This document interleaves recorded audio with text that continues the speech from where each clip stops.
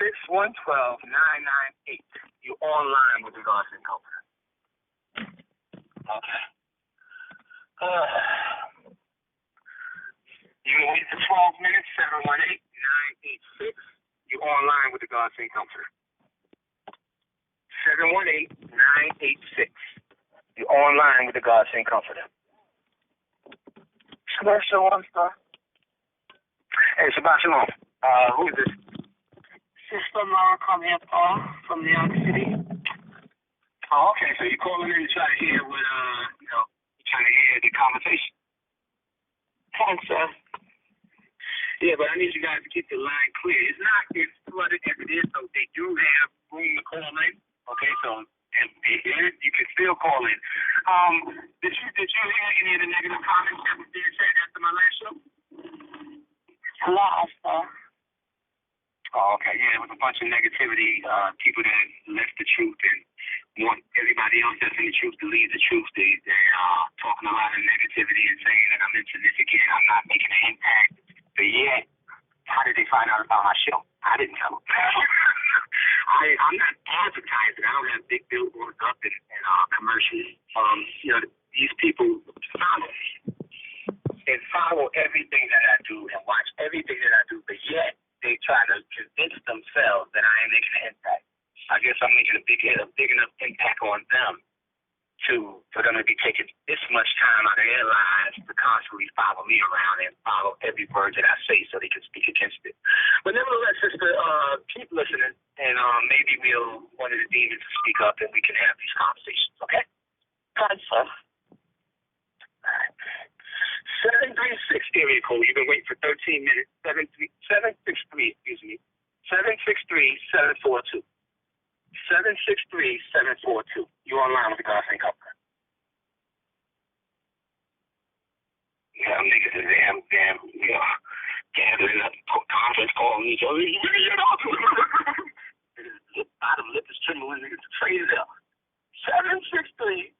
763-742. Where you at?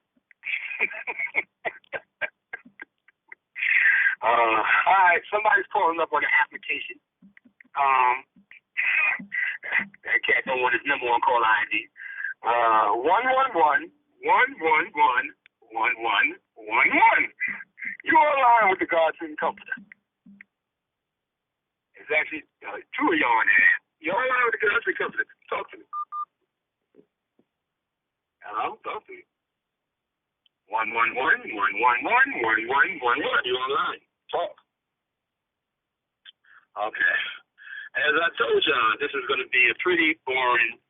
I thought I'd be damn. What is it? We already 2 hours and 39 minutes left, and not one person yet. 770-880. 770-885. You're online with the Godsend Comforter. What's going on, Jermaine? Yeah, what's going on? My name is the Godsend Comforter. How you doing? Yeah, sure. Your name is Jermaine Grant. Right. You're going to tell me. Right. Okay. You're going to tell me. I just cut your voice off because you want to talk over the top of me. You're not going to talk over the top of me on my show. You're already starting off wrong, you fool. You're telling me my name as if you named me and you got my birth certificate. Like Muhammad Ali had to punch a cat in his face and say, "What's my name?" Okay, people have the right to change their names, you idiot. I mean, is that your argument? I'm an Israelite, okay? I'm not an American, you fool. Okay? My name is the Godsend Comforter, okay? I don't need you to call me that. I got thousands of people that's already calling me. It's a holy apostle and chief high priest, TAZADAQYAH. Don't argue about that. Let's get to some substance, okay? Tell me about what it is that you have to say about me without arguing and talking all over the top of me. I'm going to put you back on right now. And what's your name, sir? Jermaine, let's deal with who I am means nothing. Let's deal with the information. Who I am means you know what's your name. You can sit here. He refused to say his name. He refused to say his name. This guy refuses to say his name. Now he's telling me I can front all I want. But he won't even be hiding, not even saying who he is. And then he's going to come back and say, "You know who I am. If I know who you is, you fool, then tell me your name, and I already know. Then you shouldn't have a problem telling me your name." Let's try this again. And this is the last chance you get out here. You want to have a conversation. let's have this conversation. You talking nonsense and wanting to argue is not going anywhere. Okay? I want you to get your point across to my viewers. Prove to them everything that you're saying by confronting me with it, allowing me to answer whatever your allegation is, and let's see who stands up. Let's see if your accusations can stand up against the truth. You're supposed to be curious about that. Now, you already see you can't win because you called my show, you fool. On my show, you ain't going to run your mouth. I didn't call your show. You don't, even if you have a show, I don't even know what the hell. I don't know who you are. I don't give a damn about who you are. I would never call you. But you called me, you're interested in me, so come and talk to me. Let's try this again. The conversation, I'm here, you got it. Shalom, shalom. Shabbat shalom. Now that we got the other thing. You're online. Now, so this is true. I understand you don't have any proof. No, you asked me a question. You asked me a question. Listen. You asked me a question. Let me answer the question. Do you have any proof? You said, do I have? Okay, you have a question. Let me answer the question. It's yes or no, okay? Oh, no, brother. It's not a yes or no. Now, let me ask you. It's not yes or no. I think y'all said color law. Right.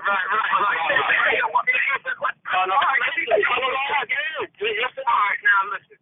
The man asked me, he forgot he called my show. The man asked me if I got any proof that I went to the land of Israel. Could that mean that this guy believes that I didn't go to the land of Israel? Why are you asking me for proof? Is it because you believe that I never went? Is that the situation? Unknown demon? Everybody else got proof. I asked you, do you believe I didn't go? You have no way of showing that you did. Do you believe I did not go? Now Do you believe I did not go? That's not with semantics. Do you have tangible evidence? Do you believe I did not go? Do you believe I did not go? A picture of a plane. Do you believe I did not go? Your history. I mean, this is you're a nigga. You're a fat black nigga from Harlem, and you follow fat black nigga. Okay, right. Thank you for that. Thank you for that. Now, do you believe you're right? And you're fat black nigga from Harlem, and this is your first black nigga from Harlem. You don't have a picture. Thank you. This is okay. Thank you. Now, as you can see, as my believers can see, look at this is what we get. Obviously, you don't believe that I went to the land of Israel. There's such a thing for this food. There's something called a passport. You can't get out of this country without it. The passport has to have visas, you dumbass fool, and it gets stamped, and it gives the date and the time that you actually travel out of this country. Okay, so what you should be doing is like this Obama do. This guy was eating. Matter of fact, okay, bye, Demon. Let me hang up on him because I'm not going to get nowhere with him. But for all of everybody else, they ain't looking for proof. What are they looking to do? So you're a bad black nigga. Okay, I'm the creation of God Almighty. And I love myself. No matter how much you want to try to insult me, that's not going to make me look any different than myself, you fool. You got so much hatred in you for me. Why is that? Why? Could it be because I am a man of God? Now, let me tell you what the scripture said about Christ, and this is why it doesn't bother me. The scriptures tell us in the book of Isaiah chapter 53 that he was despised and rejected of men. The scriptures also said that when you see him, there was nothing to be desired. What that means is what their mind was of a Messiah, or what the Messiah was supposed to look like, what their mind, what they thought the Holy Man is supposed to look like, Christ ain't gonna look nothing like that. In other words, they looked at him as an instant Messiah based upon, but again, that's what God created, and that's what God showed, no matter how bad you are. Now, to the dumb dude that called up, that refused to answer the question, because they know I'm going to confront these people. They know I'm going to defend them. I asked the man a simple question. Do he believe I did not go? Then I was forced me to prove to him I did. And show that he's a dead idiot. Yes, I have a passport. Yes, the passport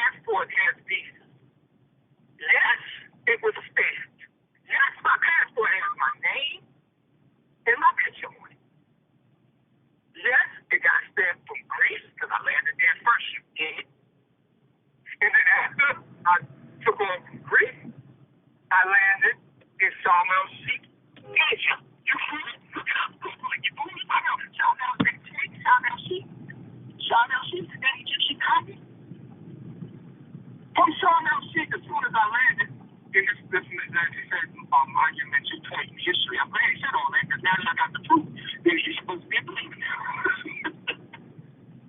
I could post that on I can post it to anybody that wants to see it. Make all the comments on the show and say, so we can show me off, but your name and your picture, and say, I don't believe you, but show us the proof. Show us your passport. Show us off. So I can put all you niggas to shame that you don't know what the hell you're talking about. Now you need to tell me if even you got so much hatred in you and so much nonsense and foolishness in you, you're going to tell me that I never went to Israel now. Now I'm about to prove it, because what is you dumb demon trying to confront me with it? What are you going to say now? Okay, you went to Israel, but you wasn't okay, but you wasn't on the phone. Okay, well,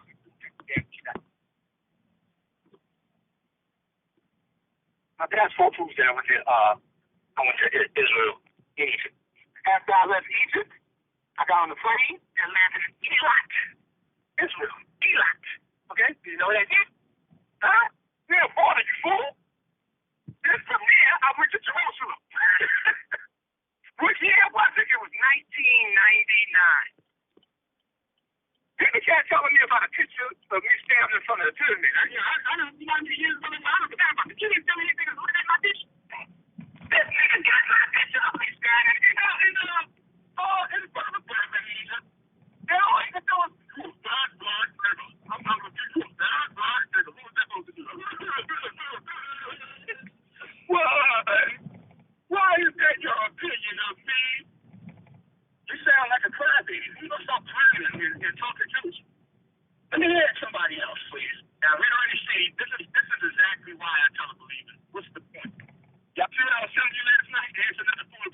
You see, as I was trying to answer this guy's question, and as I was getting ready to confound him, he didn't want to put himself in a position to be confounded. He didn't want to put himself in a position to be wrong. So these guys are not about the truth. If he was about the truth, he would have wanted me to prove it. He would have been wait, basically. Prove you went to Israel.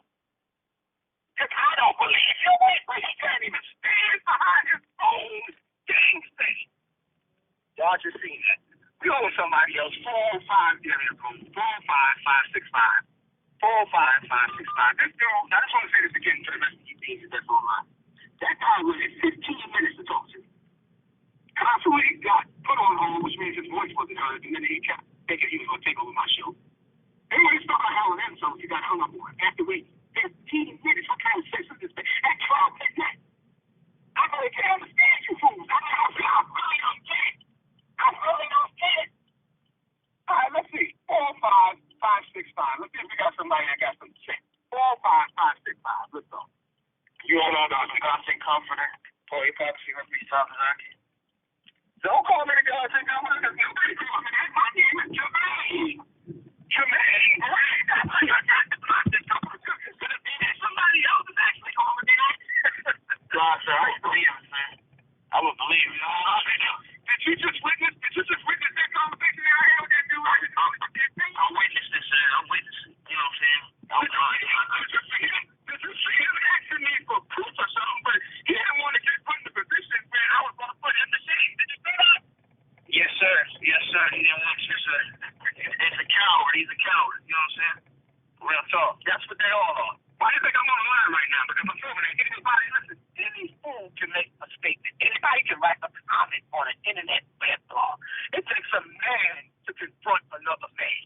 If you think somebody, if you can prove it, then you're supposed to come to that individual with the proof and shut him down. What am I doing here right now? I'm coming to these fools to shut them down.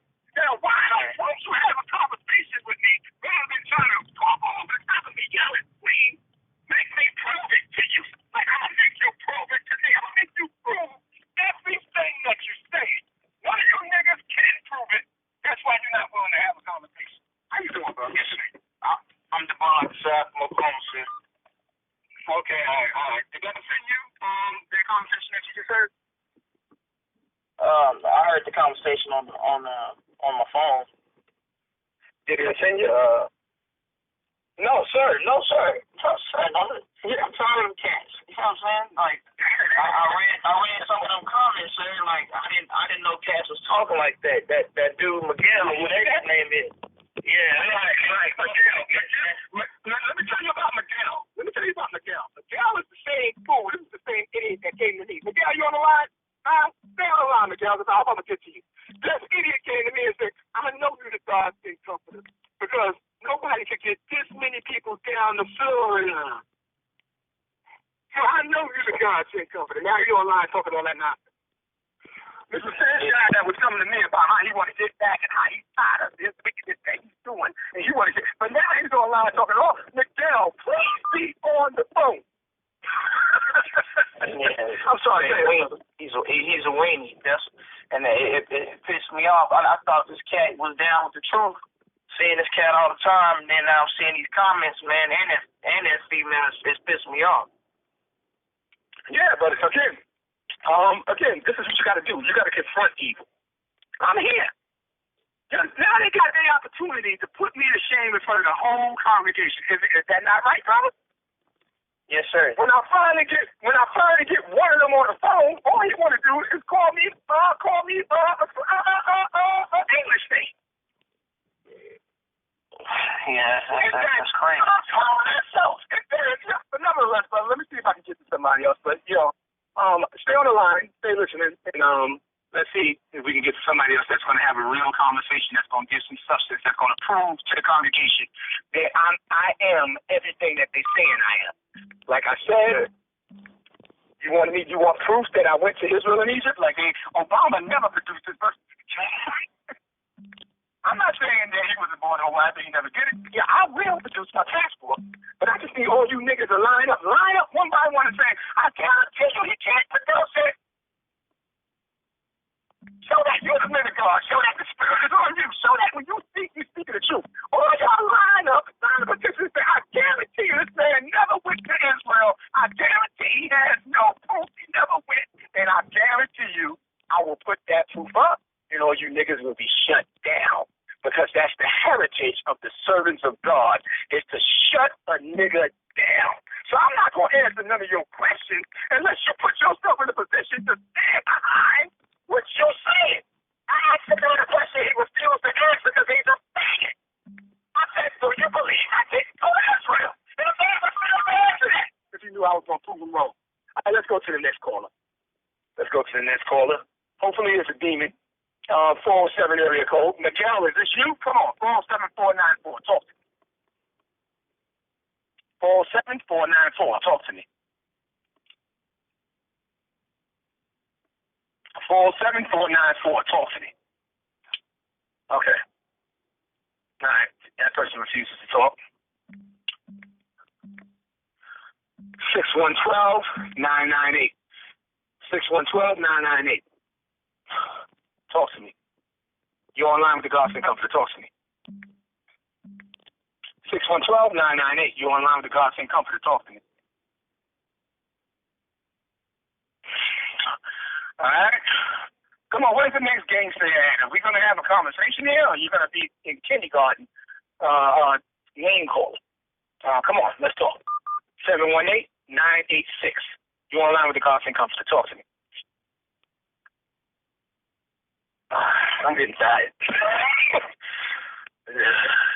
718-986. You online with the Godsend Comfort Talk. All right. The applications 111. You online with the Godsend Comfort Talk to me. You online with the Godsend Comfort Talk to me. All right. 305 area code 834. You online with the Godsend Comfort. Sound like you eating corn chips. Sure. Yeah, actually, I'm eating nachos. Okay, great. All right. What's your name? My name is Sierra. Okay, Sierra. What is it that you have to say? Sierra, what is it that you have to say? I have some questions. I was truth for 6 years. And I'm sorry. You said you was in the truth for 6 years?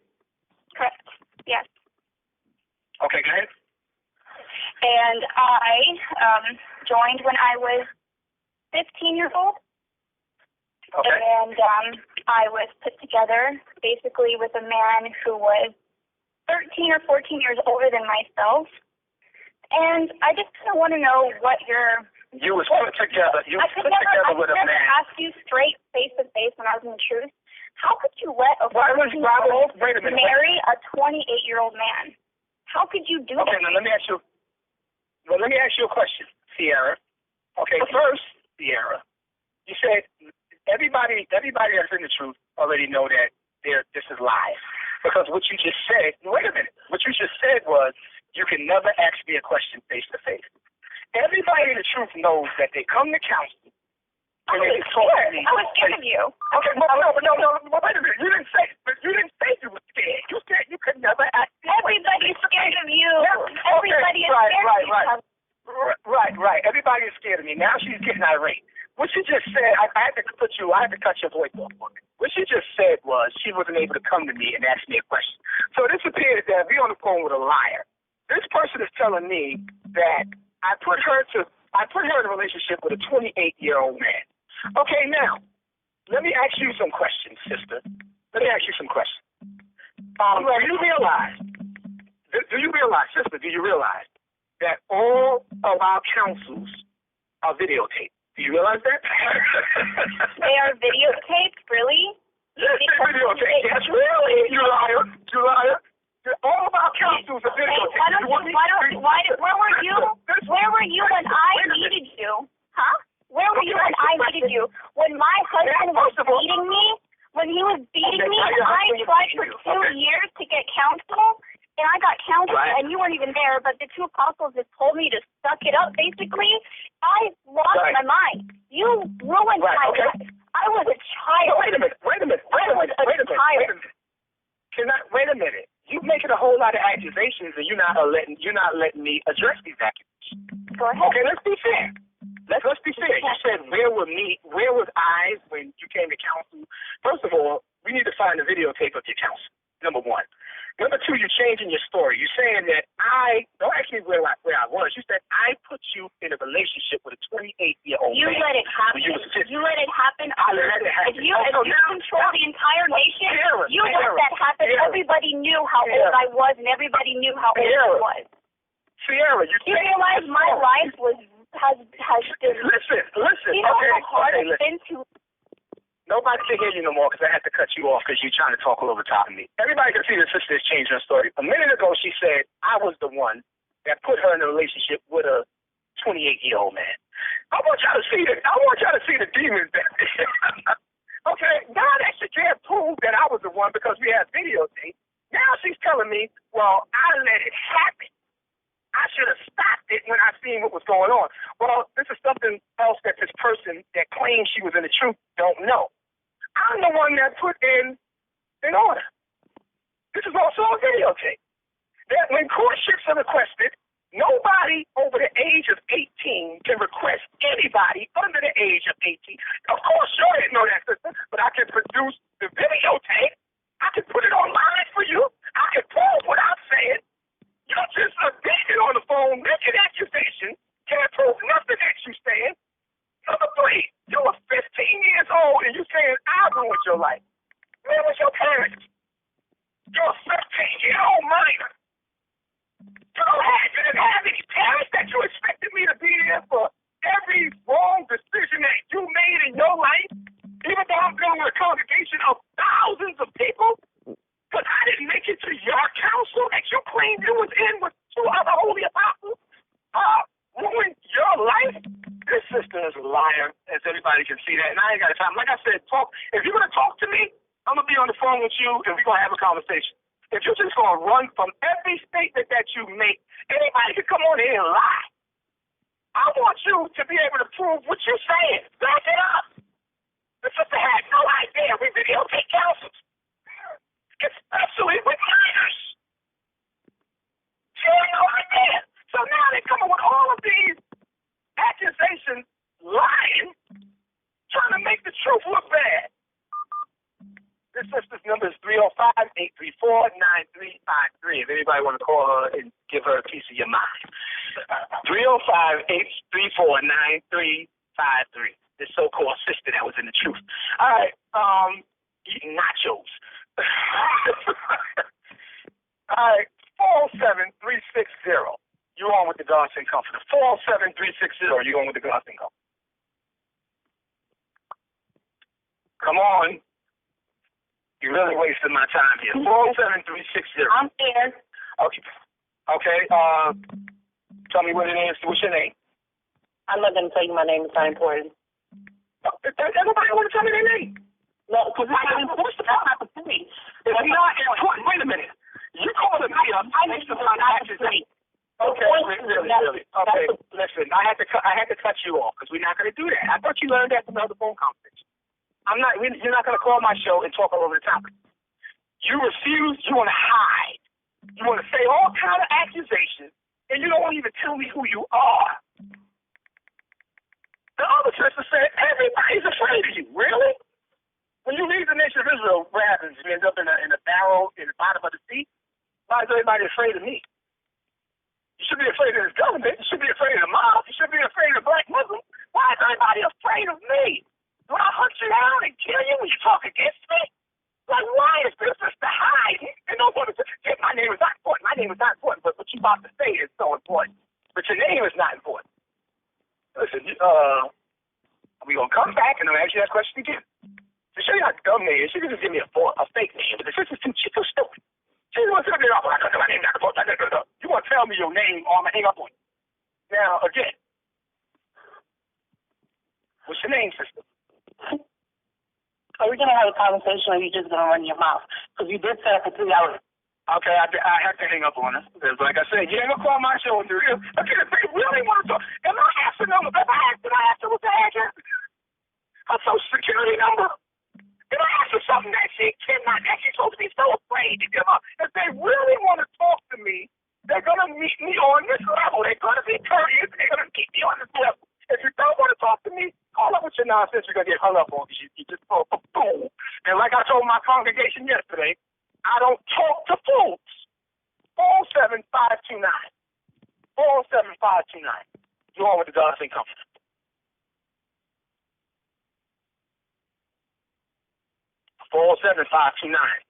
You're on with the Godsend Comforter. We can't get nowhere because these people are too ignorant. I would be so patient if I was calling. Listen, if I was on the phone with Pope Francis, where you coming from? America. What's your name? The Holy Comforter. The Holy Comforter. Yes, the Holy Comforter. Oh, okay. Why do you call? I want to know why you call yourself the Holy Comforter. Let's get to the meat. You're online with the Godsend Comforter. 516 area code 516-935. You're online with the Godsend Comforter. Come on, talk to me. Hi. Hello, what's your name? My name is Jen Bree. I'm the other female that's been posting from South Florida. Okay. Okay, now talk to me. I don't know nothing about you hosting. I don't know nothing about you or your name. I'm sorry, but I don't know you. But anyway, you know me, obviously. What is it that you want to say to me? I just have a few questions for you. Yes, please. Okay, first question. When you went over to Haiti for the relief after the earthquake happened, what happened to going back to building the church? Do you know whether I went back to build the church? I was in the church for 7 years. I was still there 2 years after the earthquake. I visited Haiti last year and still haven't seen a church. Right. Can I ask you a question? Do you know whether I went back to build the church? Yes or no? No. So you're assuming right now when you say what happened to going back and building it, you're assuming you're basically operating off the information that you don't know. Well, let me answer your question. There was a brother in the city of Miami that wanted to donate a building for the church. Okay? I told him don't do that. Okay? Haiti was in a rebuilding process because of the hurricane. Okay? If you had asked me this question in council or in class, then you would have got this answer that I'm giving you right now. Okay, any foreign groups that what they were focused on was rebuilding their country. Okay, anybody else try to come in and build something, they wasn't allowing that at that time. Okay, then if you've been following following the news, with the money that the Haitians have been receiving, they have been corrupt with that money. Okay? So now, what the scripture says is when they persecute you in one city, flee ye into another. I don't have time to sit around and constantly be going and checking on Haiti to see whether they are at the point where they're going to give us, where they're going to allow us to come in and actually do the things that we need to do. That is another country, and it's a sovereign country. So I went around to other places until Haiti comes back on my schedule. But for you to know why it hasn't been done when I tried to do it is because it couldn't be done at that time. The government was not allowing it. What's your next question? Okay, next question in regards to your high-ranking men in South Florida. Mm-hmm. A fellow brother recently going back and forth from the ending of your feast that just recently happened 2 weeks ago, totaled his vehicle. So Right. was that judgment for him too? Say that again? Was that judgment for him too? Was it judgment that for him because he totaled his vehicle? Mm-hmm. Sister, if you was in the truth, then you should understand that in order for me to tell you whether anybody was being judged, okay, then I would have to actually know what's going on with that individual. If I know that individual is, it's like a drug dealer on the corner. If everybody knows he's selling drugs, and then he gets shot on that corner, everybody would pretty much say that's because of the lifestyle that he was living. You're going to tell me something about somebody in general that I don't even know who you're talking about. You're going to ask me, is that judgment? We live in a wicked world. We live in a world where the Lord said there will be perils, there will be danger, nothing would be sure. Things happen. I can't tell you whether the brother that crashed his vehicle or totaled his vehicle, whether that was a judgment coming from God, because I don't even know who you're talking about. I'm talking about Brother Moyal from Delray Beach, Florida. Right. Well, again, sister, there's thousands of people in the truth. You were in the truth, right? Yep. Okay, right. There's thousands of people that's in the truth. Like I said to you, when I said I don't know who you're talking about, I don't know who you're talking about. Okay. Now, if I see his face, maybe I would. But that's my answer to your question. What else, sister? Okay, next question. Is all of this what got you so disturbed that you against the truth and against me and all that because of these little trivial questions that's asking me? No. Well, can you get to the meat? Get to the meat. Get to the reason why you left the truth and against the truth. Yeah, come on, tell me. I want to tell you why I left the truth, because at the point in time when I became pregnant, I had complications with my pregnancy. After pregnancy was unclean for 3.5 months. Your high-ranking brothers at the time, which was Yashar and another brother that left the church, left the truth, decided that they were going to take it upon themselves to put me out because I had missed the 4th Sabbath, not taking into consideration that I spoke to both brothers and one of your apostles about my unclean situation. Right. And in turn, I told them that. Go ahead, sir. No, what I was going to say is, what does the Bible tell you to do? Does the Bible tell you because high-ranking men do something that you disagree with to leave the truth? Does the Bible tell you to do that? They told me not to come back. Do you have a scripture for, does the Bible tell you to leave the truth or not come back? Does the Bible tell you that? Does God tell you that in any kind of way? No, the Bible, according to what your ranking brothers were teaching in South Florida, if the brother told me not to come back to the church, Yashar told me not to step foot back in the church until I made it to New York. Because he decided that my unclean situation wasn't a reason for me to be out of the church. Well, actually, he didn't decide that, sister. There's an order that I put out, okay? The order that I put out is that if you miss 4 Sabbaths, then you cannot come back into the church until you come and speak to the Holy Apostles in New York City. Let me explain to you why I put that order out, because we are commandment keepers, okay? And if you're missing 4 Sabbaths, the Sabbath is mentioned in the 10 Commandments. It says, remember the Sabbath day to keep it holy. And you don't come to Sabbath for a month. Obviously, there's something wrong. There could be something spiritually wrong with you. And before we just allow you back in the congregation after not keeping God's commandments, because we commandment keepers, that's why Christ called you into the truth, we have to clear you to make sure that there's nothing spiritually wrong with you. Because the Bible do tell you in the book of Hebrews chapter 13 that we watch for your soul. So now you're seeing evidence why all the demons is out there talking and not really knowing what's going on in the inside. You'll see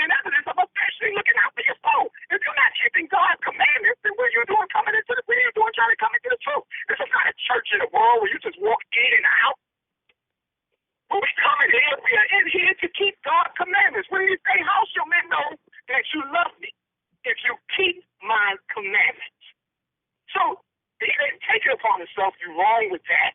He followed an order. After you miss a month of Sabbath, you have to come to New York and speak to the holy apostles who watches for your soul in order for you to be let back into the church. You have a problem with this? Oh, no, I spoke to one of the holy apostles 2 weeks into my bleeding situation. I bled for 48 days after being cleared for 40 days, after the clearance of having my daughter. I spoke to one of the holy apostles who told me that it was okay that I was not in the church because of the bleeding situation, and that once I got clearance from my doctor and showed my end congregation clearance from my doctor, that I can be back into the truth, that I can come back to church. No, you misunderstood what the holy apostle told you if he did say that. You cannot just if he asks you for clearance from your doctor, that has to be shown to the holy apostle. You have to schedule another counsel and come back. Yeah, laugh. Why are you laughing? I said something else funny. Everybody that's in the truth, everybody that's in the truth can verify these things. They all can verify. Okay, that you have to come back to. You have to come back to counsel and show that anybody can say they're sick. Anybody can say they're going through things. We have to make sure that you are not deliberately. This is God's charge. That nobody is presumptuously breaking God's commandment. That puts the whole nation in danger. If one person is in there just doing whatever they want to do, and we know about it and do absolutely nothing about it. I have scriptures to back me up. Sister, what else is there? Is there anything else? Oh, yes. We have the abuse that's going on in Orlando, Florida, how numerous sisters and their husband have gone up to counsel, and I'm not understanding how one of my fellow sisters literally got beaten to the point of she was blacked out in my presence. Went to counsel to New York and was told to tough it out and to pray on it. And she was told that by who? She was told that by who? By one of the apostles that she had counsel with. Well, we got holy apostles and apostles in the nation. The apostles don't give counsel. Holy apostles give. One of the holy apostles. I can call the reference. She can tell you which apostle told her. Which holy you need to get her on three-way, and she needs to talk like you talk, because we can talk about this. Because let me explain something to you. That sounds foreign to me, because that's not what we do. You understand that? But domestic abuse is grounds for a divorce. We have policy. You understand that? That's something that's not written in doctrine. In doctrine, grounds for divorce is fornication, which is a broad term for sex crimes. Okay, but we also seem fit that if somebody is going to, potentially kill another individual, then that's a reason to also release them from that relationship. Okay, so the apostle knowing the order, okay, and knowing what I teach them, the holy apostles, they're not going to come back and tell somebody to toughen it out. Okay, if she needs to present, she needs to talk about who that apostle was, holy apostle was, because I can also get him on three-way as well. So you want to do that? You want to get on three-way? I'll put you on the hold and come back to you? Okay, go ahead. Go ahead. We're going to move on. 239 area code. That's what we want. People got gripes. They got problems. Talk to us about it. Right? The sister hasn't proven anything that we did wrong. She's sitting there taking somebody else's word.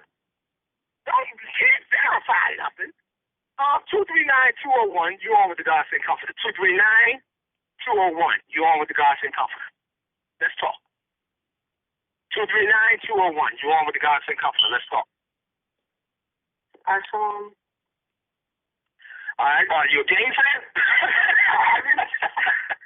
I'm in the truth. I'm a believer. I'm just a kid. Did you hear what's going on? Did you hear this? Sir. Are you offended by it? Wow, it's just ridiculous about everything that these people are saying online. They're just simple. But listen, now that I'm actually giving them an opportunity to deal with me, do you see the majority of them try to do? They didn't want to have a conversation with me and back up and stand behind what they said. You've clearly seen that, right? And they said, and the reason why I'm sorry, sister, say it again. I said that they start to think that they know something, and once they start talking to you, they start bugging up and start thinking they know something, and they get shut down. Yeah, exactly. If they're about the truth, why are they afraid of getting shut down? I'm not afraid. I'm here. I didn't have to call this show. I didn't have to do it.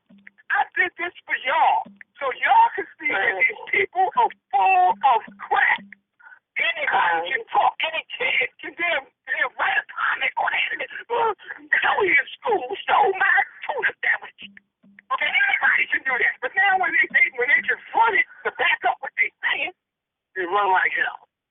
nevertheless, keep listening, sister. Maybe we're gonna get a good conversation from one of these demons.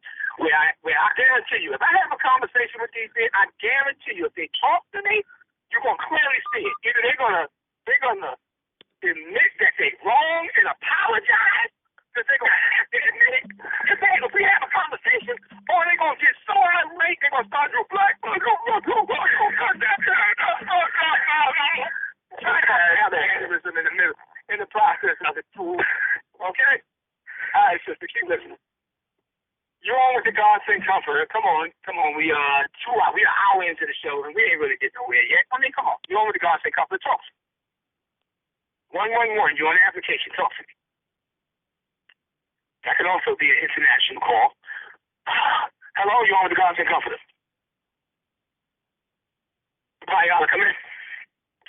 Mr. Producer, write this number down right here. That's the sister that I got to get back to. Write that number down so I can know what that number is. Okay. 646-724. You on with the God Sent Comforter. 646-724. You on with the God Sent Comforter. Talk to me. 646-724. How you doing? I'm great. What's your name, sir? This is Oliver is formerly known as TAZADAQYAH. How you doing?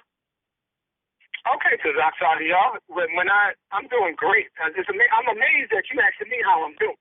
Because when you was in the police station, when your car got stolen the day that you left the truth, which I think was a message that you ain't getting, and your wife called me to talk to you, and if she gave you the phone, you refused to take the call.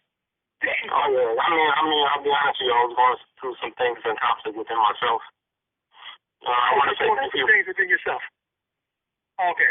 And then, wait a minute. And then, because this is the type of person that I am. I know, I came to see you as well. Because you and your wife been going through problems. And when you knew I was coming to see you, you ran and got out of there before you could see me, right? Yeah, I sure did. I'm not ashamed of it. Okay, but you should be ashamed. Now you cool.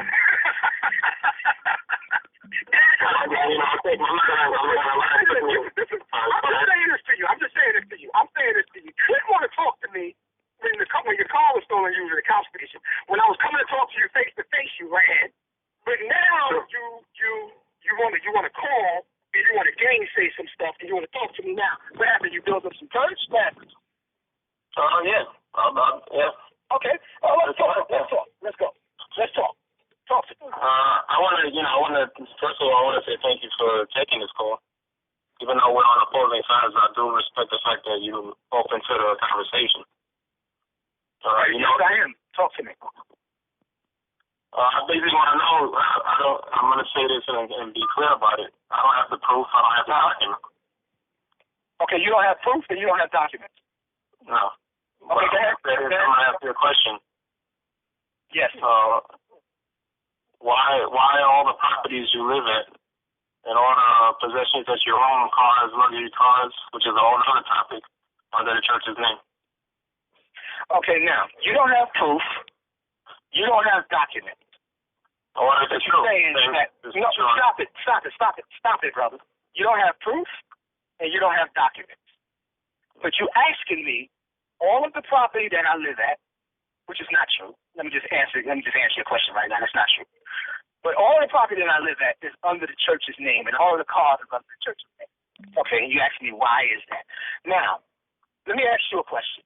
If you don't have proof and you don't have documents, who came to you and made you believe that information for you to even ask me that?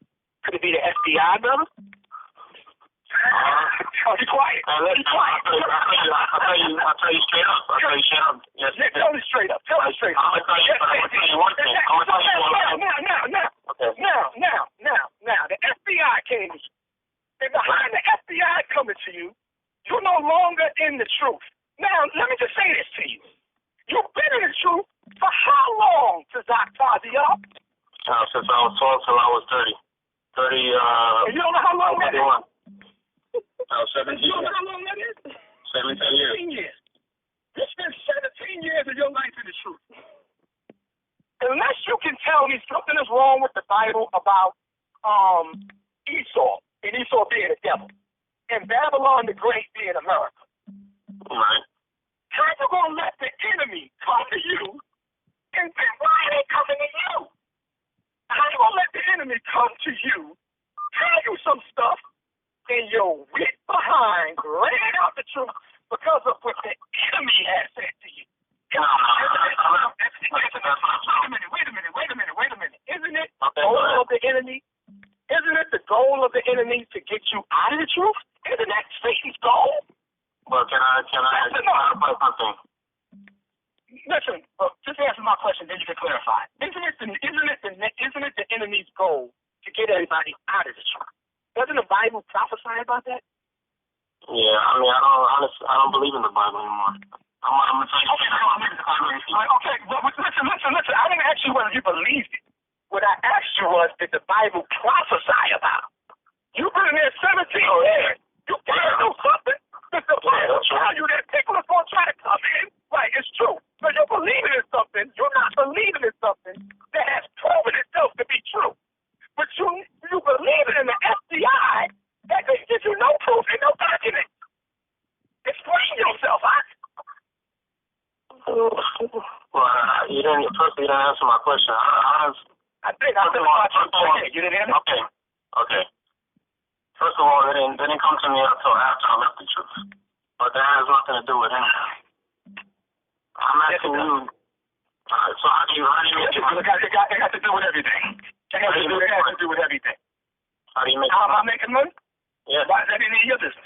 Why is that any of your business? What is my business? You should be very clear on how you make your money. If you have a congregation and listen. Let me listen. Don't make me hang up on you. I will answer. Let me just say this to you. I will answer all of your questions. Let me say it to you. If they're not something that's just disrespectful, like you want to know what kind of underwear I got on because you got left the shoe. I don't know what the hell you're dealing with. Okay, but nevertheless, I will answer all of your questions. But don't act like you control me and that we can't have a conversation. Well, listen, don't act like we can't have a conversation. If you ask me a question, I want to know why is that any of your business. We're having a conversation. If you don't want to answer me, listen. If you don't want to give me the respect, and I done told you I will answer all of your questions. If you don't want to give me respect and answer me, then why should I answer you? So now let's just make that clear. You're asking me, well, how am I making money? Why is that any of your business? Just answer the question. I told y'all to answer yours. That is my business. I'm very concerned seeing how most of the people in the church are in poverty. I don't, where are you getting all this money from? Is it coming from the congregation? All with money. Who told you? Are you in my pockets? How much money do I have? You can't explain. Like I said, you're operating off of information. You're operating off of information that you don't know. Who told you I got all kind of money? Come on, it's obvious. Nobody has to tell me that. How is it obvious? Is that right? Tell me how it's obvious. Tell me how it's so obvious. You should be able to tell me. Tell me how it's obvious. Dude, you got like 20 cars. Luxury cars. I got 20 cars? Didn't you just say, wait a minute. Didn't you just say, now this came from you that came from the FBI. You just said that all of my cars is in the church's name, which means I don't have cars. That means the churches have cars. No, well, wait a minute. Okay?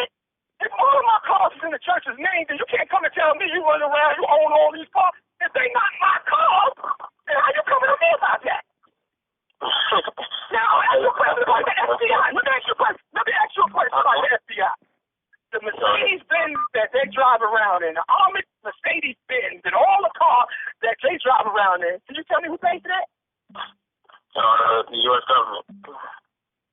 The U.S. government is in the business of making money? Tell me what business does the U.S. government have? Do they have a car company? Like, how are they making money? You sitting there questioning me, but you ain't questioning me. You miss that kid? How are they making money? I'm not on this side. I'm not saying right. Well, I'm just asking you to talk to y'all. How are they making money? Oh, for taxes. Okay, right. Thanks for saying that. No, wait. The kinds of things for that. Right. Okay, right. All for tax. That's great. I'm glad you said that. Right. So now, where's your picket sign and why are you not in front of the White House? saying all these impoverished people in the world, and the president has a motorcade of limousines, the president has a 747, everything that he has is bought by the government that's actually paid for by the people. When they don't volunteer taxes, they take the money from you. And if you don't give them the money, they put you in jail. You're coming at me? You're on the phone with me, asking me questions. Why you ain't picking in the government, brother? They same people that came to you. Why ain't you saying you're damn hypocrite? Who's paying your salary? How do you make money? How do you pay your mortgage? How do you drive your car? Is it awfully American people? Now, I laugh. You can't listen. Let me tell you. You're actually helping my case because you're saying that you're getting this money from the people of the church, and even if you're from the people, I can say that to you, but brother. When you go back and listen to the show, listen, brother. Okay. I gave a comparison, but I gave a comparison, but I didn't say that. Okay, I didn't say that. I didn't say that. Okay, now now here's the thing. You know I'm right. You coming because now you don't believe in the Bible, and you want to try to find something. You want to try to find something that's wrong with me. Let me ask you a question. I just told you about taxes. There's a reason why I did that. What did the Lord say about tithes? What does the Lord say about tithes? That they all have to come into the store. You a former apostle, right? You've been in truth for 17 years, right? Yep. Tell me what the Lord says about tithes. The Lord says to bring all the tithes into the storehouse. So there's no lack, so the church doesn't lack. Okay, right. So the nation don't lack. So what that means is everything's supposed to be the nation's, correct? Oh, yes, this is great. You're quiet now. You're quiet. Now, let me ask you another question. I'm agreeing with you, but you're actually... Right. Everything is personal. Okay, well, listen, whatever your point is, like I said, I will answer all of your questions, okay? I'm not proving anything. Of course, your twisted mind going to say I proved it. Wasn't you at 42 meeting where I told the 42, and all the 42 chief priests can call up, and the apostles can call up? Wasn't it my plan put in place that eventually everybody will come off their jobs, they will be paid by the nation, they will be housed by the nation, all the cars they drive will be bought by the nation, but nothing will be in their name. They will not own it. So if the nation has to get rid of these individuals, the nation loses nothing. Everything is still owned by the nation. The brothers and the sisters have not gained anything because it's not owned by them. Not answer my question. Wasn't you in the 42 meeting when I gave that plan to the 42 chief priests? Oh, certainly, yes. Yeah, you was. Okay, I understand. You was in the 42 meeting when I gave that plan to the 42 chief priests. You remember that plan, right? I do remember that. So now, what God said is that if you don't pay his tithe, that you rob the whole nation. Because his tithe is supposed to be used to benefit the nation. The nation is supposed to own everything. Now, TAZADAQYAH, what's your next issue, brother? What is your next issue? So my next issue, if we want to stay on this topic, why are these cars not being utilized for the nation's benefit? Yours. Can I ask you a question? Can I ask you? You asking these questions and you're speaking out of your behind. Are these? Who told you that these cars are only being used for my benefit? Who told you that? What cars are you talking about? First of all, what cars are you talking about? Because I don't even know what you're talking about. What you talking about? Okay, so let's see. How about the van that's parked in Black Icon, where the church van? There was a church van for camp that's broken down and can't even be used. That van that's parked in front of the Black Icon. That van that's parked in front of the Black Icon was a van that was taken over by the nation to help a brother out. That he's not a brother. He's a spy working with the FBI, trying to destroy the truth. Well, you're saying he's not, but you didn't say that and stand up for him when he was in council. When his wife came in there and said that you didn't say nothing when his own wife came in there and said that he told her that the cops came in his cell and said, what can we do? What can we do for you? You said nothing. But now they're going outside with him. You want to tell me no, he's not? How you going to say no, he's not? There's something that you don't know, brother. Were you there? No, you wasn't. Can I follow up on that? Let me ask you. Yeah, go ahead. If he was working for the FBI. It's common sense. Anybody who was there will know. If he was working for the FBI, why would he even come to the 42 Chief Police meeting if he was already ousted? That makes no sense. Why would he come if he was already ousted? First of all, you said it makes no sense. Let me ask you a question. Let me answer your question. You said it makes no sense. Well, let's see if I can make some sense out of that. If the FBI is coming to you, actually, obviously they're coming to you to infiltrate. Have you ever read the COINTEL program? That this is actually one of their programs where they come to members and try to get them to come into the organization and cause problems in the organization. So listen. That would mean it's more beneficial to them of him being in there rather than him being out of there. Because him out of there, he's no use to them. Now, if they're working to deal with him, stop. If they're working to deal with him so he don't be deported because he's here illegally, and that's why he's been arrested multiple times, okay, he's a snitch. That's why he's still in the country. But if they're working to deal with him, not to deport him, it's in his best interest to try to get back in there to do whatever they want him to do so they don't move against him. Does that make sense to you, TAZADAQYAH? I'm sorry for calling you TAZADAQYAH. What name do you want to be called by now? What is your name now? Just call me John. That's fine. I'm not John. Okay, John.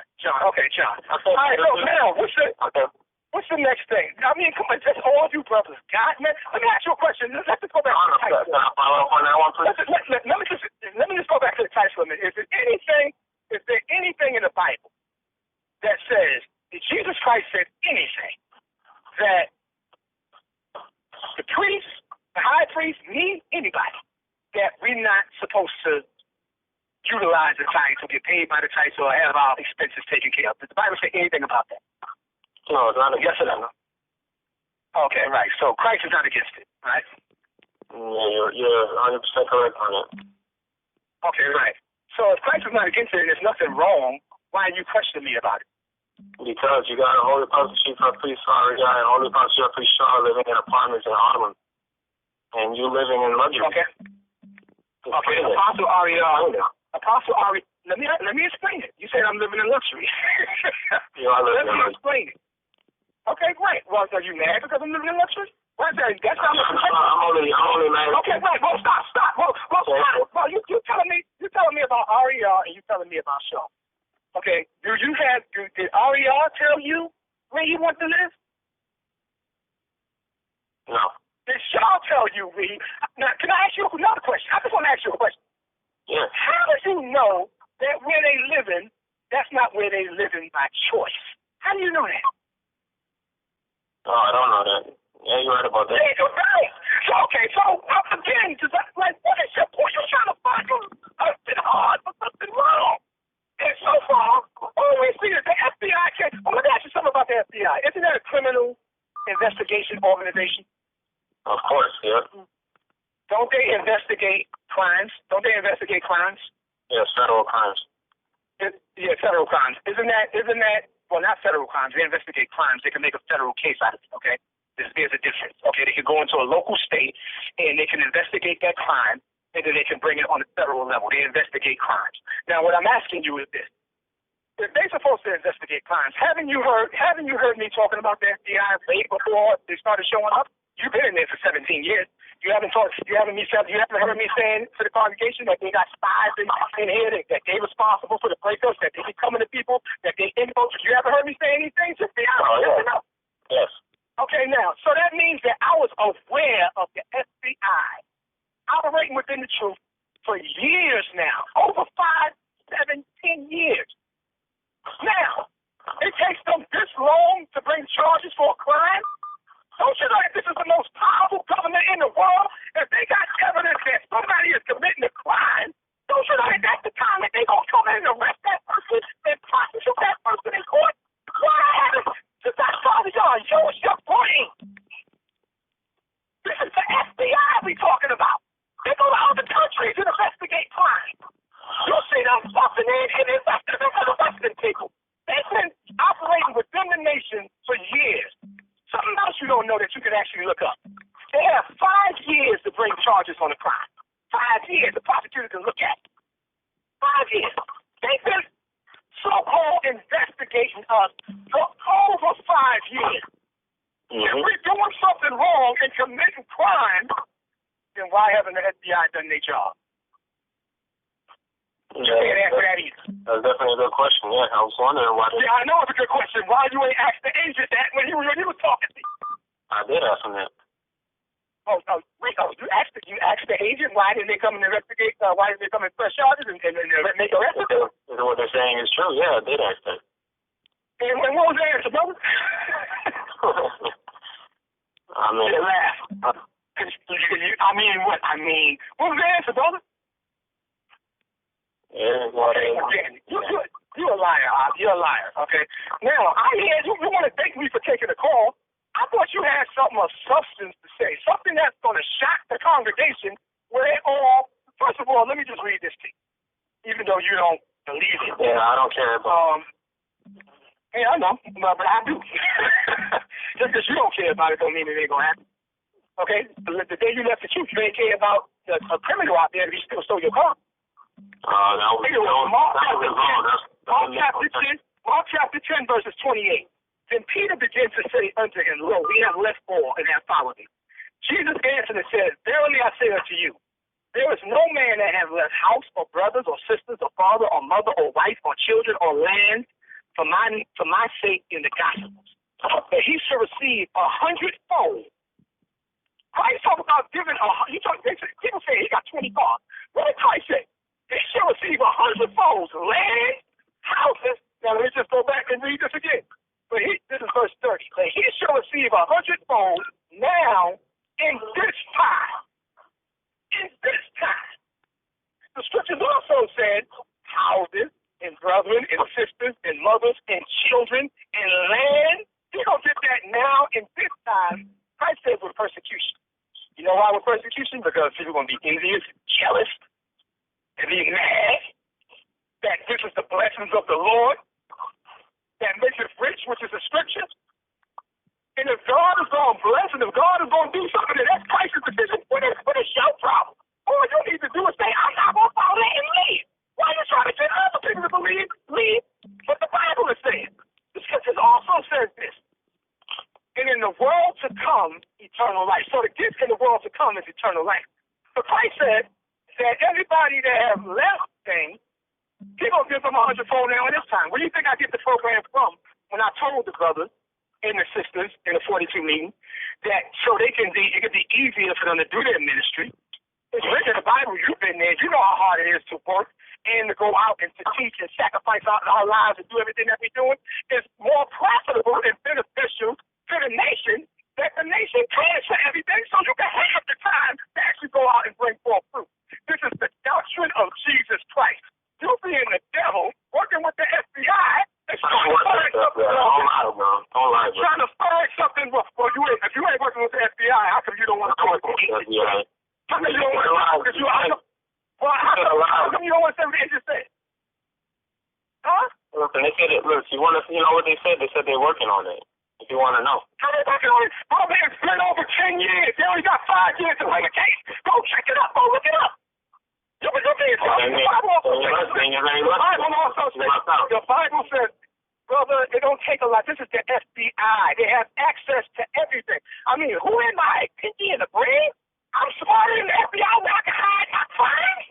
Yes. That should be real easy. They can't. Oh, yes, I am smarter than the FBI where I can hide my crimes. You're very smart. I know you well person. I know you. You are very smart. No, you don't know me, brother. You don't know me, huh? What makes you think you know? I work with you. I know. Yeah, but you don't know me. Everybody in the truth works with me, but you don't know me. Okay, you was a boring teacher on the podium that put the class to sleep. You walk around on your tippy toes like you retarded. The only reason I'm speaking the truth. I'm speaking the truth. You don't walk around on your tippy toes? Okay, so those lies. So you want to go back? Let me ask you. Listen, I'm not that. Okay? I'm not. That's a lie. Now, he also said black. Now, you tell me that ain't the most. Right, I know that. lost him, but you got a demon on the phone expecting me to feel bad because they take it in the mind slavery of Esau about being constant. But let me ask you another question. You said you know me. How many? I got countless DVDs. They're online and they're everywhere. If I'm after money to TAZADAQYAH, if my goal is to get money, like Joel Osteen, T.D. Jakes, Buffalo Dollar, please tell me how many of my DVDs is me preaching about getting money? Tell me that, brother. None. None. So wait a minute, my goal is to get money. My goal is to benefit and do all this, but I'm not actually trying to promote that and tell people that they need to bring me my money, like these prosperity teachers that you see out there in the world. So that means that the nation is rich without me even preaching about getting money. We rich because God is blessing this nation. And you got something, you find something wrong with that? What else do you have to say, brother? What else do you have to say? I know you find something wrong with it. The nation is not getting rich. You're rich. Most people are not getting rich. Okay, can you back that up? Can you back that up? Wait a minute. Can you back that up? Yes, I can back that up. When I was in the church, were you talking about individuals or the church itself? No. Say what you said. The nation's not getting rich. I'm rich. Okay, say what you're saying. When you was in the church, we were in there working these jobs, paying 20% tithes, and that's another question I have. How come we're not paying 30% tithes? Well, no, listen. Stop it. Let me ask you. I'm gonna answer that question, but you got to answer the other question you said. You said the nation is not rich. I'm rich. Stick to the point. Don't be going all over the place. Okay, all right, that's fine. Now I said, can you back that up? How is the nation not rich? Can you tell me that, please? Well, everything is in the church's name. I applaud you on that, making that move so you can look like the church is rich. That's it can look like okay. So let me ask you a question. Nobody can drive the cars you drive. Let me ask you a question. Only your family accesses those things. Not the whole nation. Well, then I must be a liar when I presented that program to the 42 about that everybody within the nation. Well, yeah, let's see. Well, you ain't gonna be around to see it, but let me say this to you. I mean, I could. Does I talk to y'all? You ain't tell me that you and your wife. John, I'm sorry, John. You ain't tell me that you and your wife was in council space to be addicted, and y'all didn't ask for no money. Wait a minute. No, don't try to talk all over. Wait a minute, brother. Y'all didn't even ask for no money. And I'm the one that told you we got programs for that. That if brothers and sisters are in trouble, that and didn't we give you the money, brother? Yeah. Yes or no? And was this the first time? Did it happen again? And I said the same thing again right before you left. Y'all was getting evicted again, and I gave you, and I said that we're gonna pay your rent. Isn't that true, brother? Very true. Okay, now your cousin Yashimai Palau, $5,000 was given to that demon. He ain't gonna tell you that. Now let me say this to you now. There's thousands of people in the truth. If this was done with you, can you tell me how many other people this was done with? And if you want to tell me how many other people this was done with, tell me how much money did that add up to? But the FBI ain't gonna come and show you the whole statistics, brother. I know. Brother. They ain't gonna say they spend $500,000 on a congregation. They ain't gonna tell you that. To make sure that they stay in their houses, to make sure that they can start up businesses, to make sure that they do it. Y'all don't know none of that. But you're out there running your mouth, and God is gonna judge you for running your mouth. I guarantee you, TAZADAQYAH. Okay, well, I'm glad this is gonna take. As a man of the Most High God, I am not a man of God if you live out your natural life. I guarantee you, brother, and I'm saying it before the whole congregation of Israel, I guarantee you don't see your natural thing on this earth. Now, with that being said, I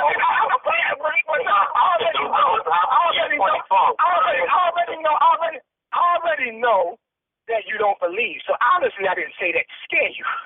Okay, we can start making some sense. I say it because I'm a prophet. And I put it out there in front of everybody to prove all unbelievers. But when you lay it up without your spirit in your body, everybody is going to come back to what God had me do on this Sabbath right here. You don't believe it, brother, but you must believe it when you stand before the throne of the Most High God. You will believe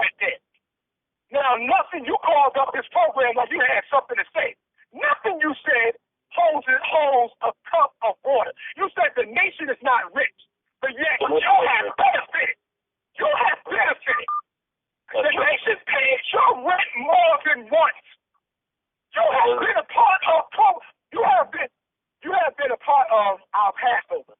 If I'm about money, brother, and I'm about taking on the money, then you tell me, why would I sanction for $1 million to be spent on the Lord's Passover? If I'm not about God and the nation is not benefiting from this, give me $1 million, not $1 million, one night to spent on the Lord's Passover. You can't answer that, right? I know he did that. I'm not touching. Okay, we got 29 churches. Can you tell me how they get paid for, brother? But for those of you that don't know, in New York alone, the church, this is New York City in Harlem. So check how much rent costs for a whole building in these shops. They pay this every month. You're telling me the nation is not rich? Then how are we doing it? How are we helping our own people? How are we paying our bills? How are we keeping the high holy days? How are we doing the DOC? You was part of that. You see the advertisement alone. How much that costs? You don't see me. Tell me, where's the picture of me in Hawaii? Where's the picture of me in Dubai? Where's the picture of me taking lavish vacation? Miami. Everywhere I go. Everywhere. In a Lambo.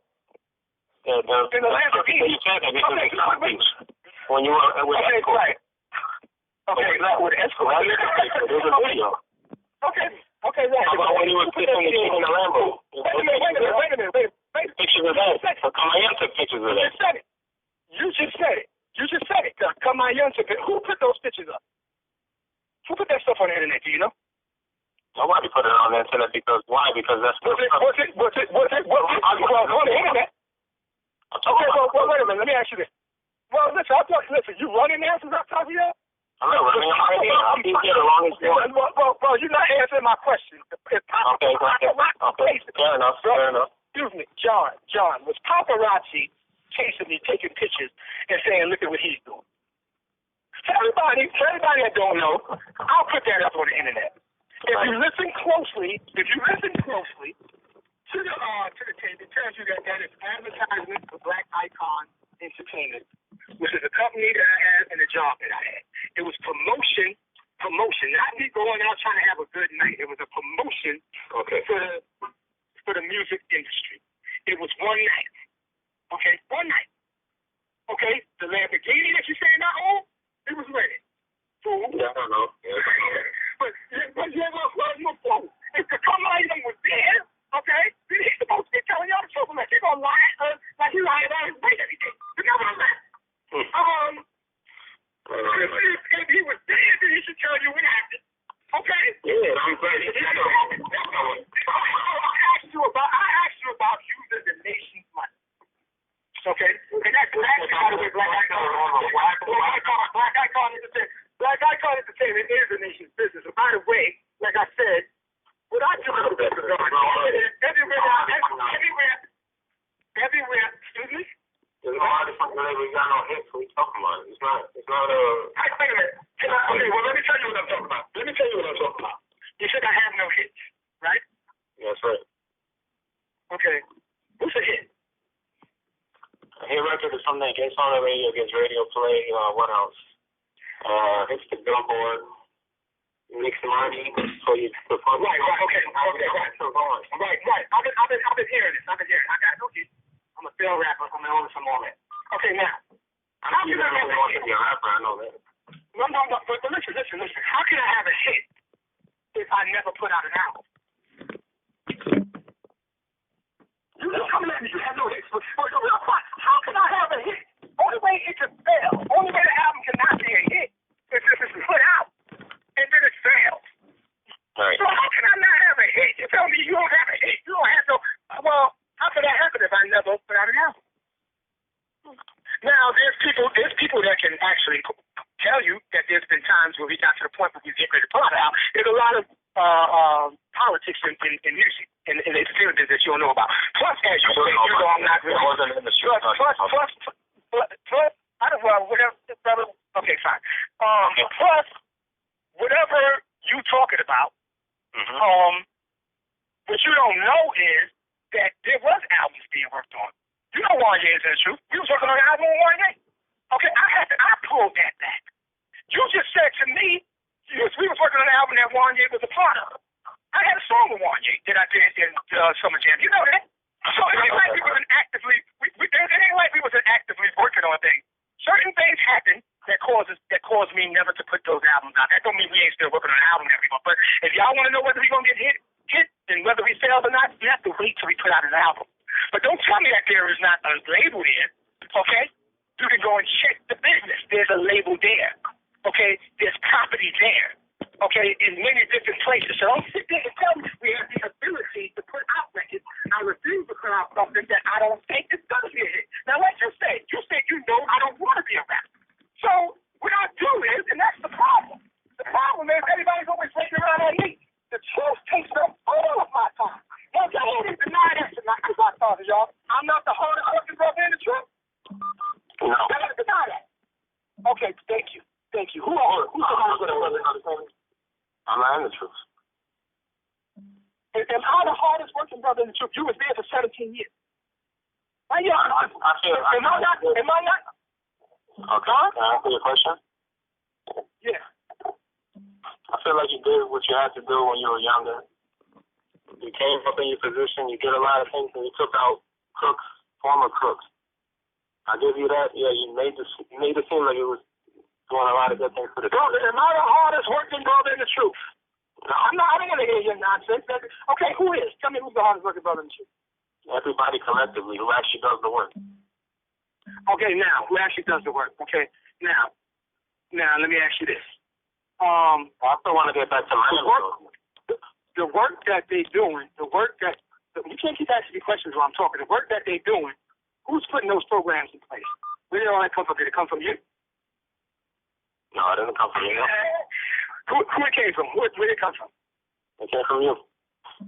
Okay, so if I create the business, and there's people that's working within the business, how are you going to take the credit from the person that is establishing everything? Let me ask you a question. And, you mean to tell me that you didn't see me in the Holy Apostles stay in council and leave there the next morning? You didn't see me go over this country and deal with this congregation? How did all these churches get built up and put in all these different places? You mean to tell me that the 17 years that you was there, you didn't see me do that? You saying that all the other brothers did? I'm not trying to take nothing away from the brothers. The Lord said for them to come in and for them to labor. Which the Bible also says is the greatest among you shall be the servant of all. He's supposed to be doing the most work. So they say you're going to lie about that. What did you lie about? I'm not lying about you are lying. You said I wasn't. As if you're going to take my works away from me. There's the time you said the truth was passing on the level that it's going right now. Was anybody spending $1 million on Passover? Was anybody spending this much money on Hanukkah? Was there a DOD program? Was there a young men's program? A young woman's program? Tell me all the stuff that I have done. You're going to try to give that credit to somebody else? No. You're a liar, huh? You're a liar. Okay, but nevertheless, what else do you have, huh? What else do you have? So you have anything that's going to stick? Yes, I do. We got an hour left. Come on. I'm going to give you about 23 more minutes. Okay, I don't really need that long. I don't think so. Well, you take it that long because you ain't that brother. You know that, first of all, everything that you thought you had, nothing stuck. All right. Nothing stuck. Why did your mouth? You out there running your mouth talking all kind of nonsense while we in here, while I'm in here doing God's will. You running your damn mouth. All you're doing is talking. I'm right here on the Sabbath doing God's work right now, addressing you demons. This is what I do. And you're going to try to tell me about me when I was younger? Like your opinion is supposed to mean something? You're an idiot. You're not the truth. You're a demon. Like, how is your opinion going to mean something? I'm trying to address your issues. What other issues do you have? Okay, going back to Southeast Miami, you said that was promotional. That was your personal vacation.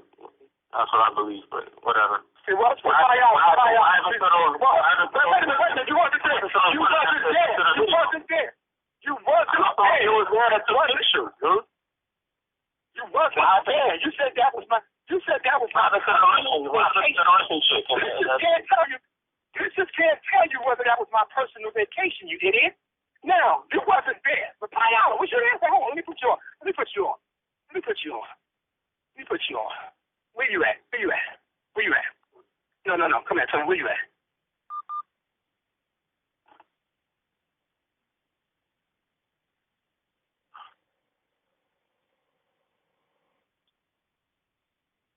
All right. Speak. Yes, I was there.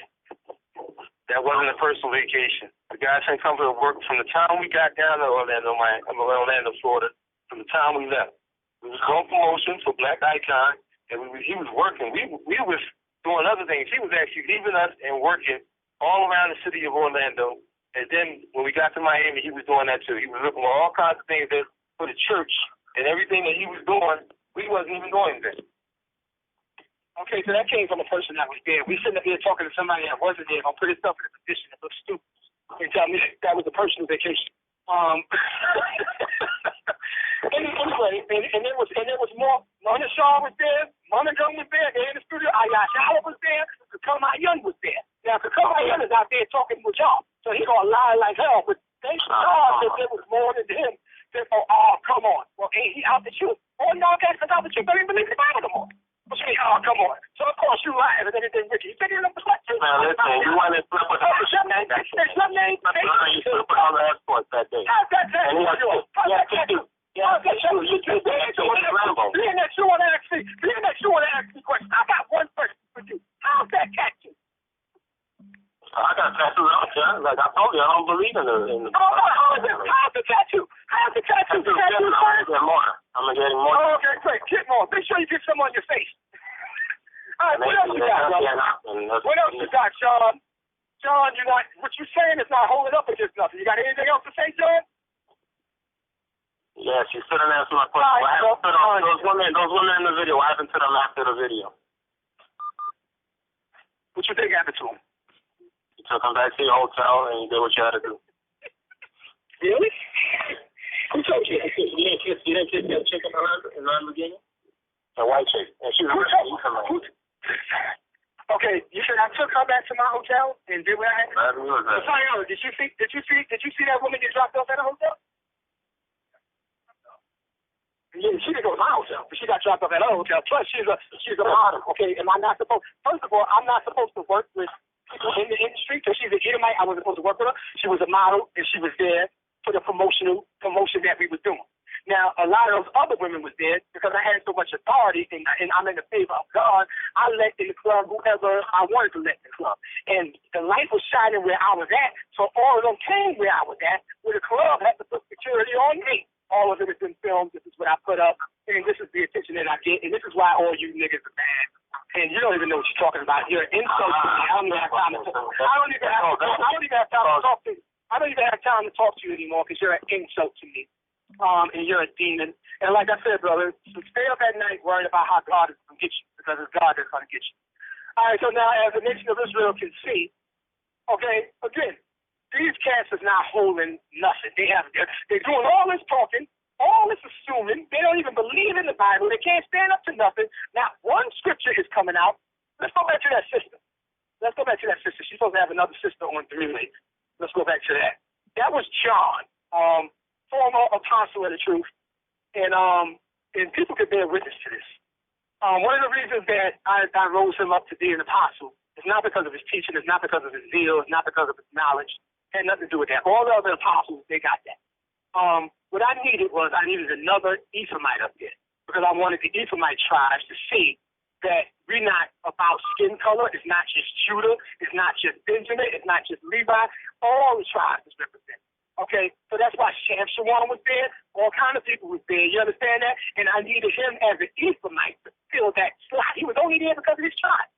And as you can see, he got the demons in him. Another apostle will come straight up and tell you years ago, I said that cat had the devil in him. But nevertheless, where's that sister in that? Let's go back to the sister. Did you get that sister on 3-way that you want to talk to me about? You online with the guys? She was on. Yeah, she was on there, and then she has to get up in 3 hours to go to work. She's a nurse. Oh, yeah, so do I. But I think this is more important. Anyway, let's go. I do too. So let's talk. All right, you said that the nation of Israel is prospering and we're rich, correct? Yeah, the nation is rich, yes, I did say that. Okay. I can vouch for Miami and Orlando that we were one of the most suffering counties, cities, states in your nation. As a sister. You're one of the most what? One of the most what? We're one of the most suffering cities there in your nation. Right. Mm-hmm. I can vouch for having 4 families, 3 kids, wife, husband, pregnant, all in my apartment. I will never take from you that you don't give the nation money because you do. I'll let you know. I know. It's the truth. But what you don't know, wait a minute, sister. You can't just do what we're talking. This is a conversation we both talk. What you don't know is how much money the nation actually gives out. That's what y'all have no clue. Again, are you aware that thousands of people are here? And like you're saying, these people were in your house, they were the fathers. The ones that had sense knew how to come up to New York, and if they was in situations, just like I said, and receive the assistance programs that we got set up for the nation. No, they didn't come up, and if they didn't come up to receive those programs, then why is it they're trying to accuse me of doing something wrong? Well, I'm the one who had programs in place. I came up. I never said they didn't come up. I came up because 2 of the families went up and couldn't get funds. So being that it was my apartment, I decided to go and see you when you were out in Orlando. Because at the time I lived in Orlando. I came to you, and I would never take from me that you guys didn't give me funds because you did. You forced out 5 G's for me to pay my rent. Oh, the one that got funds. Okay, really? And you out the truth now. I told you why. I told you. What's the point? I told you why I am. But what's the point? Okay. Who else gonna do that for you? The government that takes your money, takes your taxes, they'll give you hell and give you a couple of dollars. And this is wait a minute. This is the richest country in the world, and they give you hell to give you a couple of dollars. In the nation of Israel, we've got programs set up to help because this is what Christ said we're supposed to be doing. So far, you're finding out that we're doing everything that Christ said we're supposed to be doing, and you're out the truth. You're making a whole lot of sense. No. Let me clarify what you just stated. I personally can vouch for getting assistance from the government. That I can say I had. When I needed assistance after your chief priests from Orlando and Miami decided to tell me that I was no longer allowed in your church, the government let me get back on my feet. The government let me explain something to you. The government didn't help you get back on your feet. I helped you get back on your feet. Wow. Now, let me see if you're smart enough to figure that out. I was no longer Well, I still helped you. according to them. Let me just tell you. The government didn't help you get back on your feet. I did. So let me see if you're smart enough to figure that out. That was paying your taxes? That's exactly right. The government doesn't have the money. Excuse me. You paid your taxes and you wanted to go up for everybody else's money. Excuse me. So this is what we can actually complain about. Nobody complain about it because that's not your money. The Bible clearly tells you that's God's money. But what is your money is the taxes that the government is taking from you. It ain't nobody raising hell about that. And then you go and get these handouts, these workers, so that you can get a handout and you will come back and post it that the government gave me that, the government gave me that. Sisters, come on, please. You got anything else to say that's relevant? Yes, I do. I do have something to say that's relevant. That's why I went to working. I was actually, according to my job, disabled and unable to work because of my pregnancy. I don't care about your situation, sister. You don't want me to choose. Okay, what problem do I have? I don't want to pay another problem. What happened to your reading? What happened to your reading? Your God-sent comforter. Could you not have realized that he was abusing his child? Okay, well, now. Did you not classify that? Did you not? Let me answer your question. Okay. About the God-sent comforter, I should have realized that he was abusing his child. Okay, what scripture do you have that validates what you're saying? The God-sent comforter is a biblical term. The God-sent comforter is a biblical term.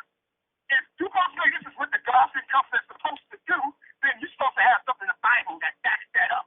What scripture you have that says that the God-sent comforter is supposed to know what evil everybody in the nation is committing? Go. I don't have my scripture. I don't have my scripture. Okay, now let me ask you. Let me say this. You asked me what happened. You asked me what happened to my reader. Well, being that you asked me, let me tell you.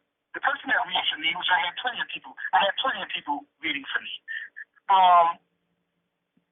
He is in jail right now because he pleaded guilty to child abuse. He claims that he pleaded guilty to child abuse because he didn't want to face a trial. He felt that he was being railroaded by the government.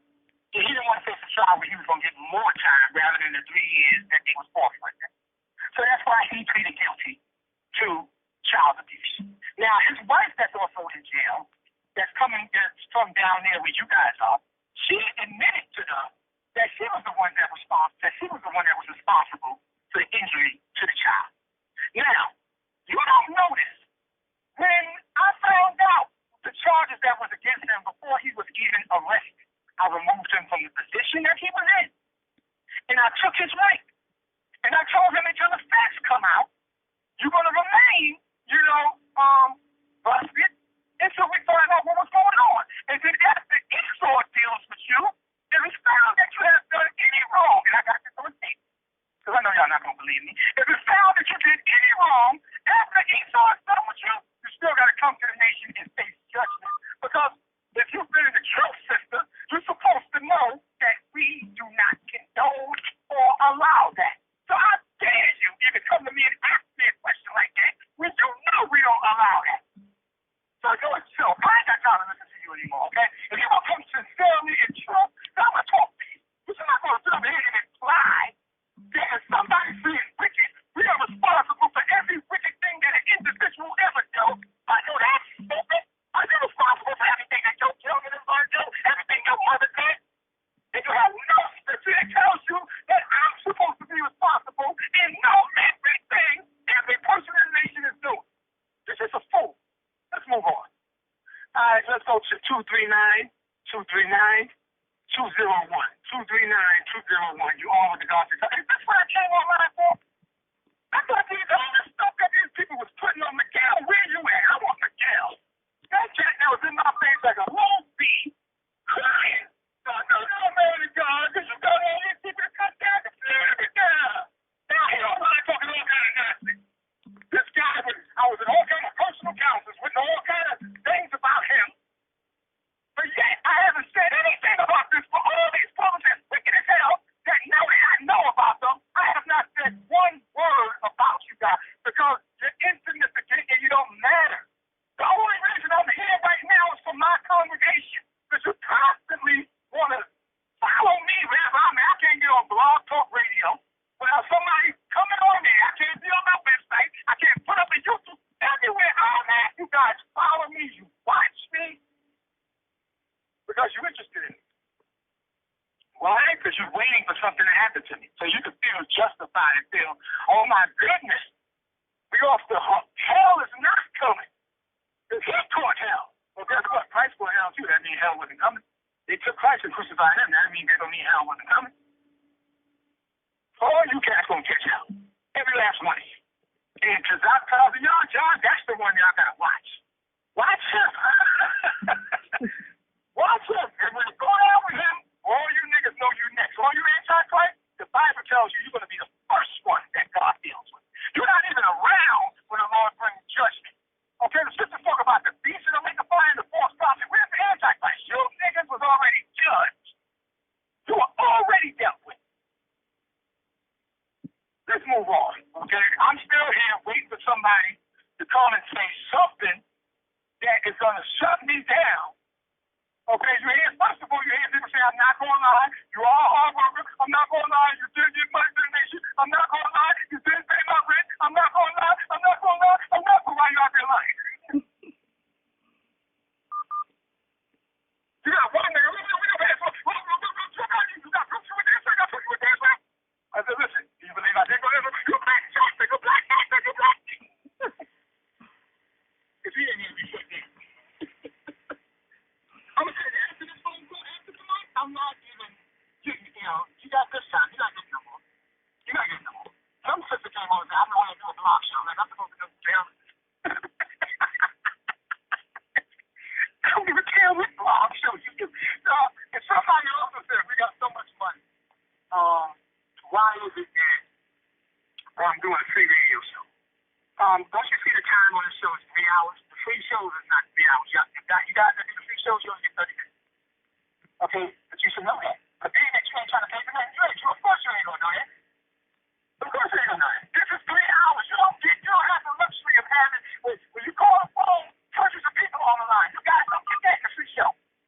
You get about 50 calls. That's the call. That's not it. Free. So this is not a free show, okay? Yeah, I mean, Lord have mercy, help me with these people. 201 area code. Come on, let this be another demon. You all want the God say something. 201-682. Let's go. 201-682. Let's go. 201-682. Let's go. Okay. Let me say this. Okay, there's also another topic that I refuse. Like I don't deal with nothing. On the blog, one of you said on the comments when you said, "I'm so evil." What kind of man takes 6 children away from their mother? There has to be an evil man. Now, I have 5 children with an individual named Tanisha Delgado. Okay, and after I broke up with this woman because she committed multiple adulteries. Now, the reason why I never said nothing anyway because this is the mother of my children. I have respect for my children. I'm not going to have an argument in public, you understand, on the internet for my children to go and see all kind of things, but she doesn't have that respect. She's saying all kind of things against me, against the truth. Y'all think y'all got something because y'all coming to this woman that's a damn lunatic. And you actually think you got something. Now, this is wrong. This is a star, the mother of his children. Okay, well, you want to know what kind of man would take 6 children away? First of all, 5 children, you fool. I'll tell you the truth. Second of all, I'm protecting my children. That's what kind of man. A father that will make sure that the other parent cannot hurt their children. You don't just get custody of your children. Something has to be wrong with the other individual, especially if it's their mother. Now, you want to sit up there and ask me about this? This woman want to force me to start putting out there whatever it is that she's been doing. And while the children are in my custody, I have documentation. Like I said, I can prove everything that I said. All the rest of y'all doing is slander. That's called slander. It's actually against the law. And I'm going to make sure you niggas pay for it. Okay? But nevertheless, let me say this. Okay? All of my children have been put in danger by this woman. All of them. One of my children was left in a hot car by this woman. Okay, had the Lord not sit me there to deliver my son out of that car, when I seen that he was in a car in a hot summer day, car off, doors locked, I went inside the home where this woman was and I asked her where the child was. She had no idea, running all around. My son could have been killed behind that. This is the same woman that took another one of my sons in a hotel with somebody that she met online. In a motel, a one-room motel. Met the person online. And had sex with the person in front of my son. In front of my son. She could try to deny it, but let me tell you something. I'm too smart for that. Like Charles said, he said, I know you're a very smart person. The type of demon that I was dealing with, and all of y'all know this. When you're in a relationship, I teach it. You're supposed to stick that thing out until you can't stick it out no more. I tried everything to say to that woman. Everything. Through all the disrespect that was coming. Now, I'm going out teaching God's word, doing God's will. I ain't got time to babysit nobody 24 hours a day, 7 days a week. This woman met somebody online, went with that stranger to a one-room motel, and got drunk off banana vodka and had intercourse in front of my son. When I seen my son the next day, he was traumatized. Traumatized. Now, she can lie about this, but guess what? Throughout the years, and she know I've been doing this, when I've been talking to her, I also been taping our conversations. I got all the evidence of everything that I'm saying. I'm not like y'all taking a simple believing every word and just letting somebody tell you something and going back and taking that for the truth. I can prove everything that I'm saying. Prove everything that I'm saying. This woman has also been online, been on an application called Pal Ringo, talking to sex offenders, sending them pictures of my children, telling them that names. I still have that. I got the actual phone and the whole thread of the whole conversation that she was having with multiple people on that application. Y'all think y'all know this woman, Mrs. Delgado. Y'all so happy that she's, we got to start talking against them. This. Yeah, well, I'm glad y'all have. I got the whole thread of information that shows everything that she was doing. And the pedophile asked to send naked pictures of the kid. And she still didn't stop talking to these individuals. This is the same woman that took my son's cell phone and took naked pictures of herself and sent them to individuals, including Gentiles, heathens, Arabs, and different things of that nature. I got it all on the phone. Then they sent pictures of their penises back in my son's phone. My son found the picture, which also brings charges. There's child pornography on my son's phone. This is the same woman that was suicidal before I met her. She had multiple attempts of trying to commit suicide. A very troubled woman. And I brought her to God and tried to help this woman. If I'm so bad, explain this to me. We spent 12 years together. Anything that she's saying, why she ain't saying within the 12 years? The 12 years was me putting up with her madness. She also was investigated by Child Social Services. I got that paperwork. Child Social Services said she cannot be around the children by herself because she's a danger to the children. So then you come back and say, what kind of man would take these children away from them? A kind of man that's going to protect his children and not allow anyone to hurt his children, including their own mother. That kind of man. And the accusations goes on and on and on. Tonight that I put her out my house and told her that she had to leave and I was going to call the cops. If I was in the church on a Sabbath, the apostle was here, he's with me right now, he can tell you. And the Spirit told me I got to go home. I just told her, I never go home on a Friday with Sabbath. All of the children was with me except one. This woman spent so much time on the application having sex conversations, sending pictures of her boobs and her genitals, and sending pictures of their penises, 24 hours a day, 7 days a week. You tell me, how will she take care of children? That means she will lock herself in a room and neglect the children so she can indulge in all these things online. When I came home, my door was open, and my daughter was outside the house with nothing on but a pamper. At the time, my daughter was 2 years old. When I went inside to see where her mother was, because I figured the house was a mess. Everything in the refrigerator was thrown all over the floor. I got pictures of that.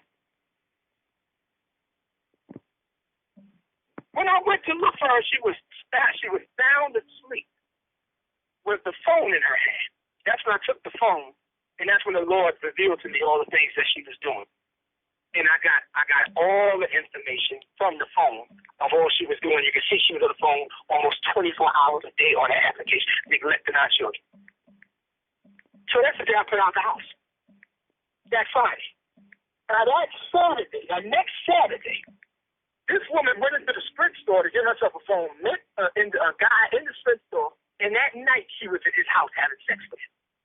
And anal sex and all these other things, and she's trying to accuse me of stuff. The next day, this is the type of woman that you're dealing with.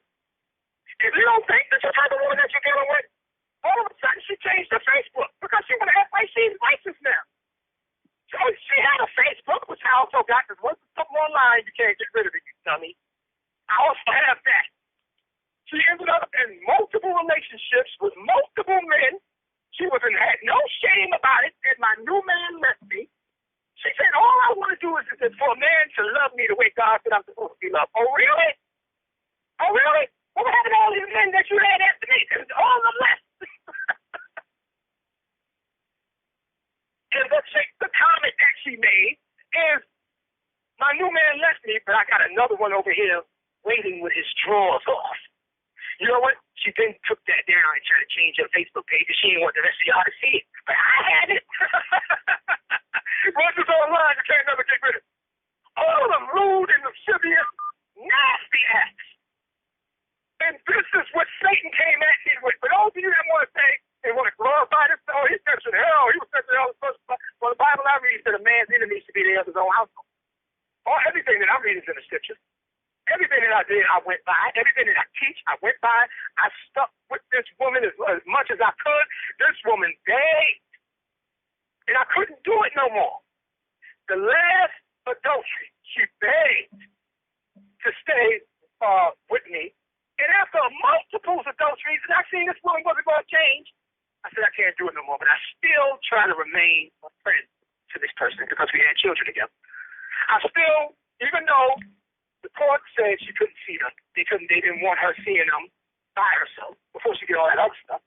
You know, she was coming over to my house having a visitation with the kids. I got documentation on that. The woman tried to steal from my house. So I told she can't come back to my house. Then she vandalized my car. I got the arrest papers on that and the court documents on that. Okay? So you want to say, what kind of man would you? Y'all don't know this woman. And she is the one that forced me now to say all these things. All these things is in court documents. I can also show that. I've been found the court documents. The first time I found a court document was in 2012.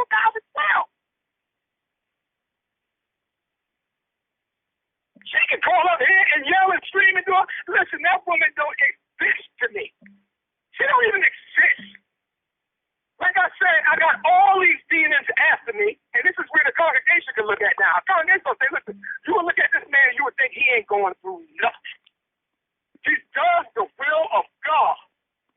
I got the FBI running around telling people, look at this and look at when they know they ain't got a leg.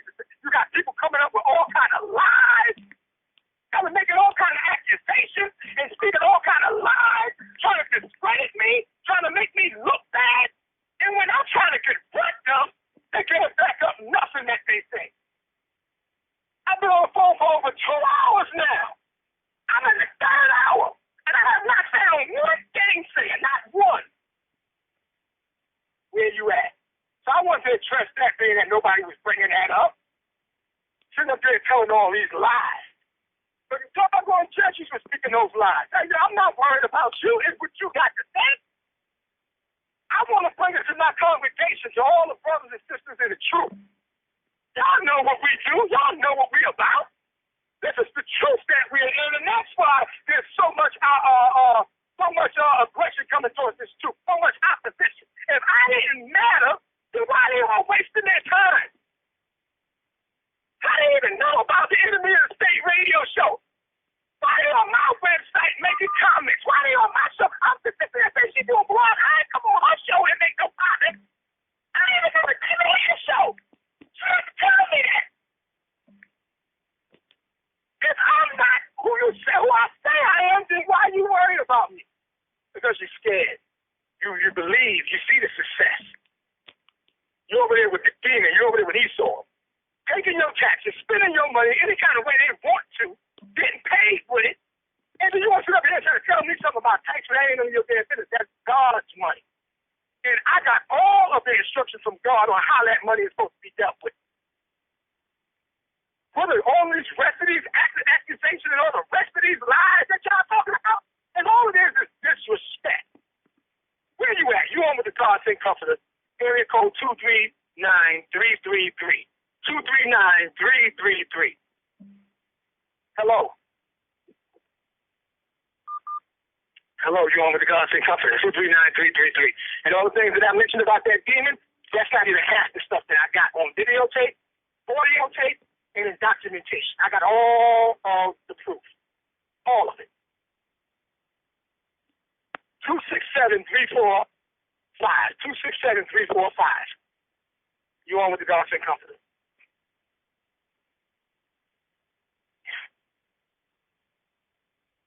407-233. You on with the God Send Comforter. 407-233. You on with the God Send Comforter. But I guarantee you, after this show, I guarantee you, you're going to go in the comment section. I was asleep. I was this. I was that. I was this. I was that. Yeah, you wasn't on board. You know you watching it.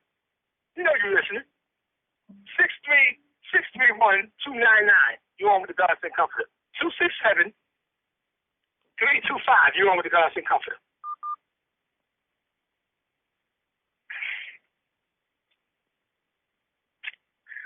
631-299. You on with the God Sent Comforter. Yes, this is Jackie. I live in California. How you doing? I'm fine. I'm a believer, but I've been to the church once, and that's all I have. I'm just listening to the craziness that's going on. Jeez.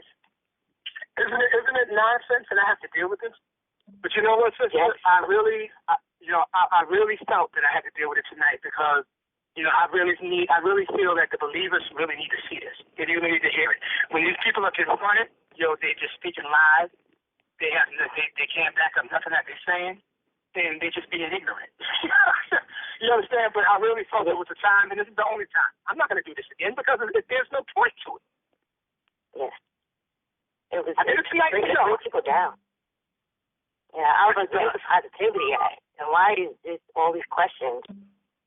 If it wasn't a question, then that means you believe. If you question it, that means you have some kind of belief. You can't forget that the government is also involved, even though there's knowledge of programs out there that the government has put in place to try to destroy organizations. And you see evidence of that happening with the Israelite Church of God in Jesus Christ. These people still can't see the truth. Still can't see it.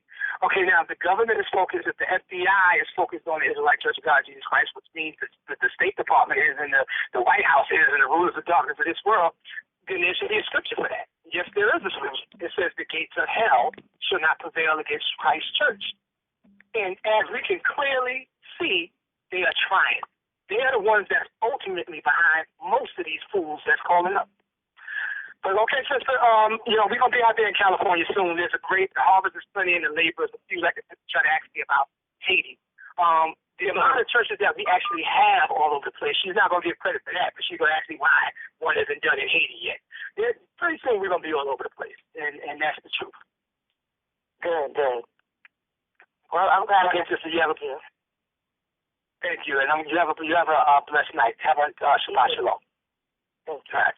All right, 646-259. You on with the God Sent Comforter? 646-259. You on with the God Sent Comforter? Yeah, it's you. 646-259. I can hear you. Okay. We're going to move on.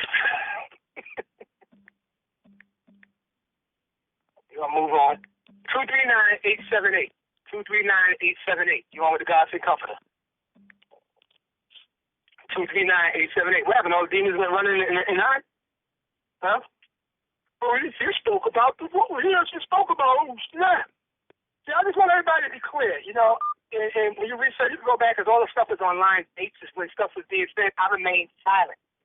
You know why I remained silent? Because it doesn't bother me. When somebody's lying like so, why would I care about that? Now, the problem is they came on Enemy of the State comment section. Brothers and sisters started going back and forth with them. And I said, you know what? Let me deal with this right now. So brothers and sisters could see, you don't have to go back and forth with these idiots. They're nothing but idiots. You don't have to defend something that there's no truth to. So that's why I said, let them confront me face to face, and let's see if they can stand up against me with their lies. They can't. I had one fool running from me. He take the call, ran like hell, but he want to go up tonight. So I don't believe in the Bible. But yeah, he want to tell me something that the FBI said. I mean, this guy's a complete idiot. But then he going to lie and say, well, I asked the FBI, why y'all spending our tax money? But he can tell me what they said. 443-626. 443-626. FBI agent, where you at? Well, you need to call up and talk to me. You're the ones with all the information. You're the ones that's lying, telling brothers that we came out of the Sheila David building with guns and drugs. If that's the truth, like I said to these brothers that's sitting there stupid listening to these people, if they know we got guns and drugs, shouldn't they have made the arrest right then and there when we had the guns and drugs tonight? The brothers are so, you got some people that's so stupid to listen to anything people say. We help the poor. I help. I was just helping. I did something for the poor today, and we don't talk about what we do. That's why a lot of y'all don't even know we do it because we don't even talk about what we do. We just do it. We just do it. You have one person, one demon. How come you ain't doing it? How come you ain't getting a bed line? How you know what we ain't doing? Because we don't advertise it. 612-998. You on with the God Sent Comforter. 612-998. Shabbat Shalom. Holy Apostle. Shabbat Shalom. How you doing? Pastor. I was trying to answer earlier. I'm actually I'm a believer. I'm in the truth. I was just having issues with getting on online. Okay, how do you feel about what I decided to do tonight? Just right on time for me. Man, it's beautiful. I appreciate it a lot because I've been getting a lot of heat from my family, calling me pitiful, and I don't know who I am anymore or what I believe in isn't the truth, and it's just beautiful to just see all this madness get shot down. That's right, and even if it wasn't proven tonight, you got to be fully persuaded in your own mind. Everything that's in that Bible is the truth. You see, nobody's coming with scriptures. Nobody's saying nothing that God said. Nobody's saying that Christ said there's something wrong with this and there's something wrong with that. The brother asked me about 20% tights, John. He asked me about that. Where's that at in Tobit? Why not 30% tights? If he was reading it, he would know. You got Passover tights, the food on the stand. You got regular tights and you got Passover tights. The other tenth that he gave was a free will offering. That's why it's not 30% tight.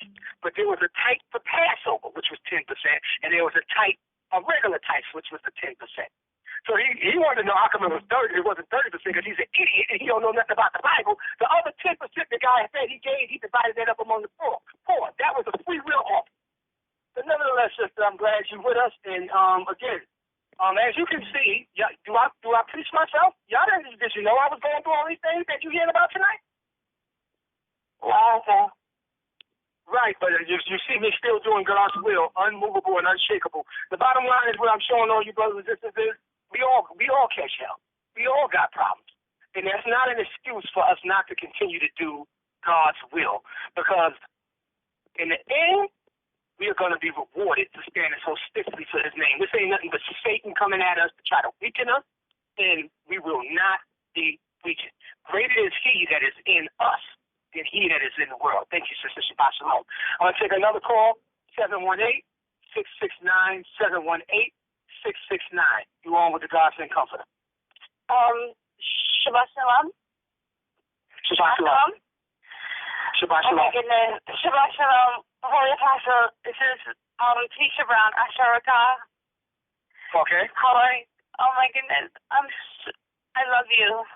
I love you. I love you too, sister.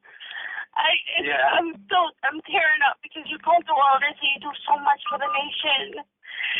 And you're so amazing. I believe every word you say because it changed my life.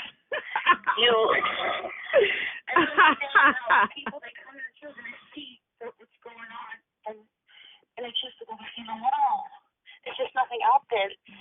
Being in the church, that's where I'm most happiest. Being around, being taught the things that I've been taught in the truth and applying it to my life. Me and my husband, our family is so happy. And we got that all from you, and I love you, and I had no idea you were going through all of this. And I want to say I'm so sorry, but I know you're a hard worker, and you do all your work. Don't you have to do, even though you're going through all of those things.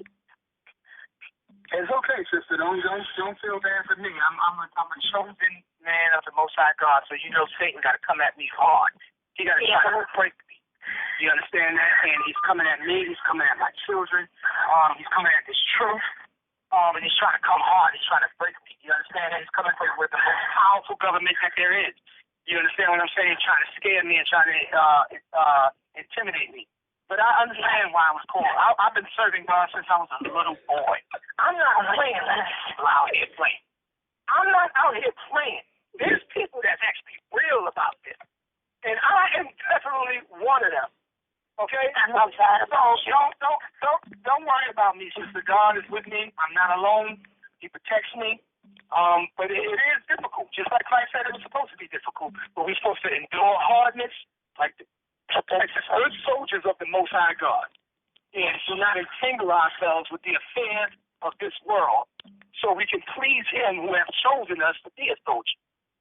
So I love you too, sister, and I thank you for your comment. Thank you. Shabbat shalom. Shabbat shalom, sir. You online with the God Sent Comforter? Where's the demons at? 443-570. You on with the God Sent Comforter? 443-570. You on with the God Sent Comforter? What you got? 443-570. You on with the God Sent Comforter? What you got? 443-570. Shabbat shalom, sir. Shabbat shalom, sir. I'm just listening. Hey. Shabbat shalom. Hey. And how's it going? How's it going? I'm so speechless just listening to them. Like, everybody's telling me, like, I'm so speechless. I can't even believe they feel like that. I can't. I mean, don't you... on the floor. Well, I mean, listen, don't the Bible talk about the demons? I mean, didn't they come at Christ with... I mean, Christ is our Lord and Savior. Didn't they disrespect him? Didn't they say they're holding him? This should be an experience. It's crazy.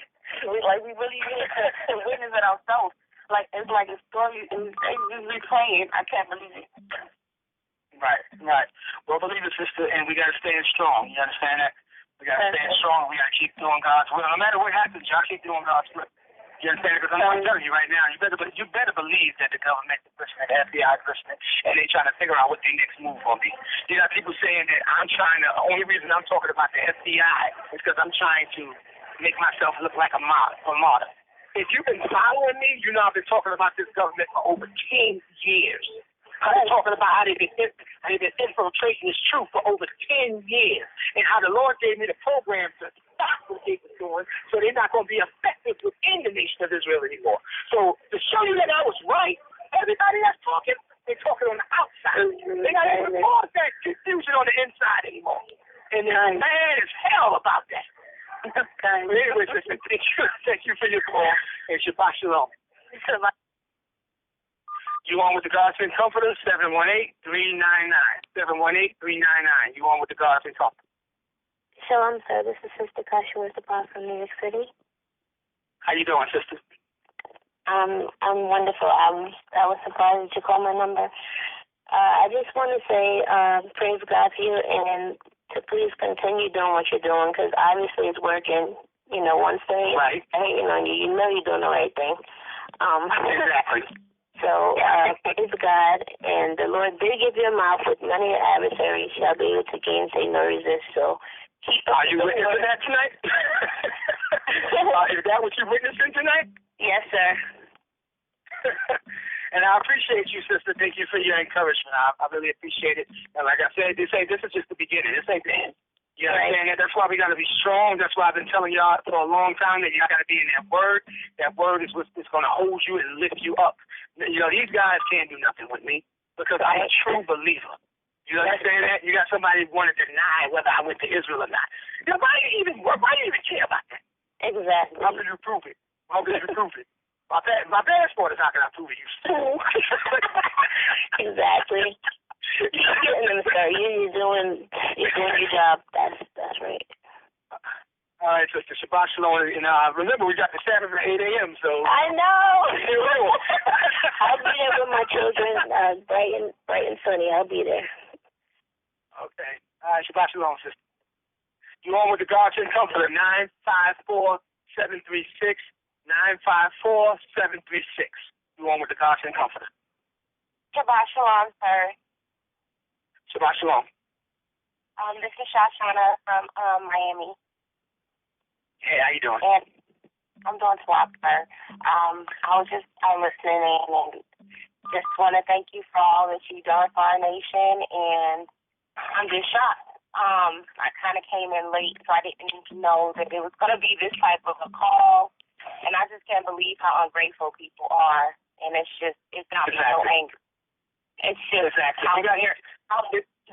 I'm sorry, go ahead, sir. It's good because you rising me up now, but go ahead. It's just like, how dare them? Like, if we was in different times, boy, I would pull my Judas and get my machete ready for these niggas. But, you know, it's just like, we got to shake it off. And we got to let God take care of it. And I know he's going to protect you.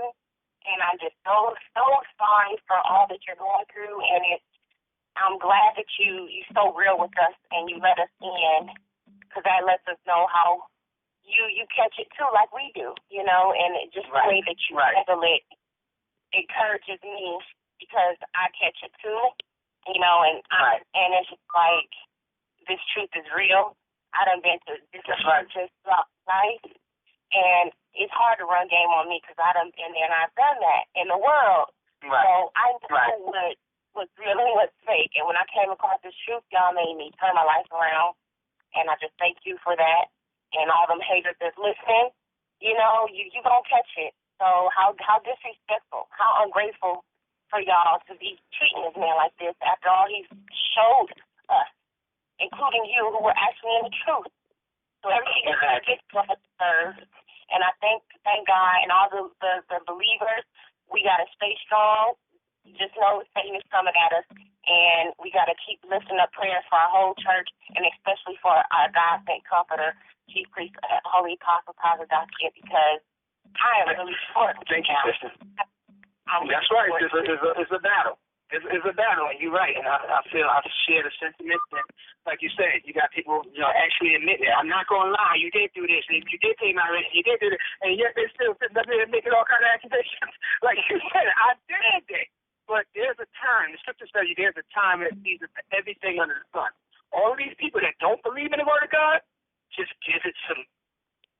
I guarantee you by the word of the Almighty God, God said, surely thou wilt fear me. That goes for everybody, including this government, that think that they're God and that there is no God. When the Lord brings his wrath down on this society and on this government and on this world, everybody and every knee is going to bow and every tongue is going to confess that Jesus Christ is the Lord. You can run your mouth all you want about how you don't believe now, but you will as time goes by. Thank you, Sister, for your comment. I really appreciate it. Thank you, sir. God bless you. Shabbat shalom. Shabbat shalom. All right, thank you. You got a brother that's in here. You got this guy, John, been in the street for 17 years. Wait, 17 years of his life to say, I don't believe in that Bible. But you believe in that, Texas? I mean, go get them heels fixed, okay? Get up them damn tippy toes. I get the hell is this? Believe that. 561-9008. 561-908. 561-908. You on with the God Sent Comforter. 561-908. You on with the God Sent Comforter. You got people testifying, oh, you did, I knew what you did in your early days, and you got the demons out, and you did all this, and you did all that, and now you out there with them. What kind of testimony is that? That cat must have been smoking hash, right? He's on the right, nothing with the hookah pipe. Okay, this is madness. 202-579. You on with the God Sent Comforter. 202-579. You on with the God Sent Comforter. Shabbat shalom, sir. Shabbat shalom. This is this is Zahara Kawatab, and I'm here with a couple other Israelites, sir. I just want to say how amazing this is. Like, I don't understand how people, hearing you prophesy things, they just go out and blatantly leave the truth, and then go out and sin against God. Like, I just don't understand that. Like, how can you stand the works of God and what you do? How do you get saying the words of God and hearing them and then seeing them come to pass? How can you just walk out the street and turn your back on God? Like, how you were saying earlier that, like, how the nation pays for itself. So they just gonna become able to pay for something and stand that as it is now. And then you have people testifying that that the church gave them money to pay for their rent, to stop their eviction. Right. They're coming back and just like saying, "Oh, your church, you're not doing anything in the church. You're not helping out or anything." Right. Just can't understand that. Yeah, well, I mean, them demons are out there, and everything that the Bible prophesies, everything that God said is going to come to pass. Okay. And the heat is coming because we are doing what we're supposed to be doing. We are spreading out all over this country. We are the most successful Israelite organization in the world. There's nobody, not even the so-called Jews, in the land of Israel that hold Passover the way that we hold Passover. It's uncomparable. You cannot do this unless you're faithful. Okay? And this is what we do. And we got to keep doing it. Nobody said this was going to be easy. As like the sister said, we all struggle. We all going through things. And they even see that, the Comforter isn't going through things. But look how he's dealing with it. Where do I get that from? I learned this from my Lord and Savior Jesus Christ. Look at all the suffering that he went through. Look at how despised and rejected he was. And every day he was in that temple doing what God said he was supposed to be doing. And he was out there cutting them demons. You understand what I'm saying? So, y'all, I did this for y'all so y'all can clearly see that these demons are nothing but demons. They're liars. They can't even stand behind. They can't stand behind what they say. They have no proof. They're making stuff up. I thank you for the call, brother. I thank you for the call, and I hope it strengthens you. Yeah, it is, sir. The water. All right, Shabbat Shalom, man. Remember, we still in the Sabbath. 917-243. You on with the God Sent Comforter. We got 30 minutes left to the show. I mean, come on. Where you at? Where you at? Where Miguel at? And all the other demons at? Where they at? Where Caitlin and Jet at? Where all these people? Where all these demons at? 917-243. You on with the God Sent Comforter. Hello, sir. Hello. My name is Farah.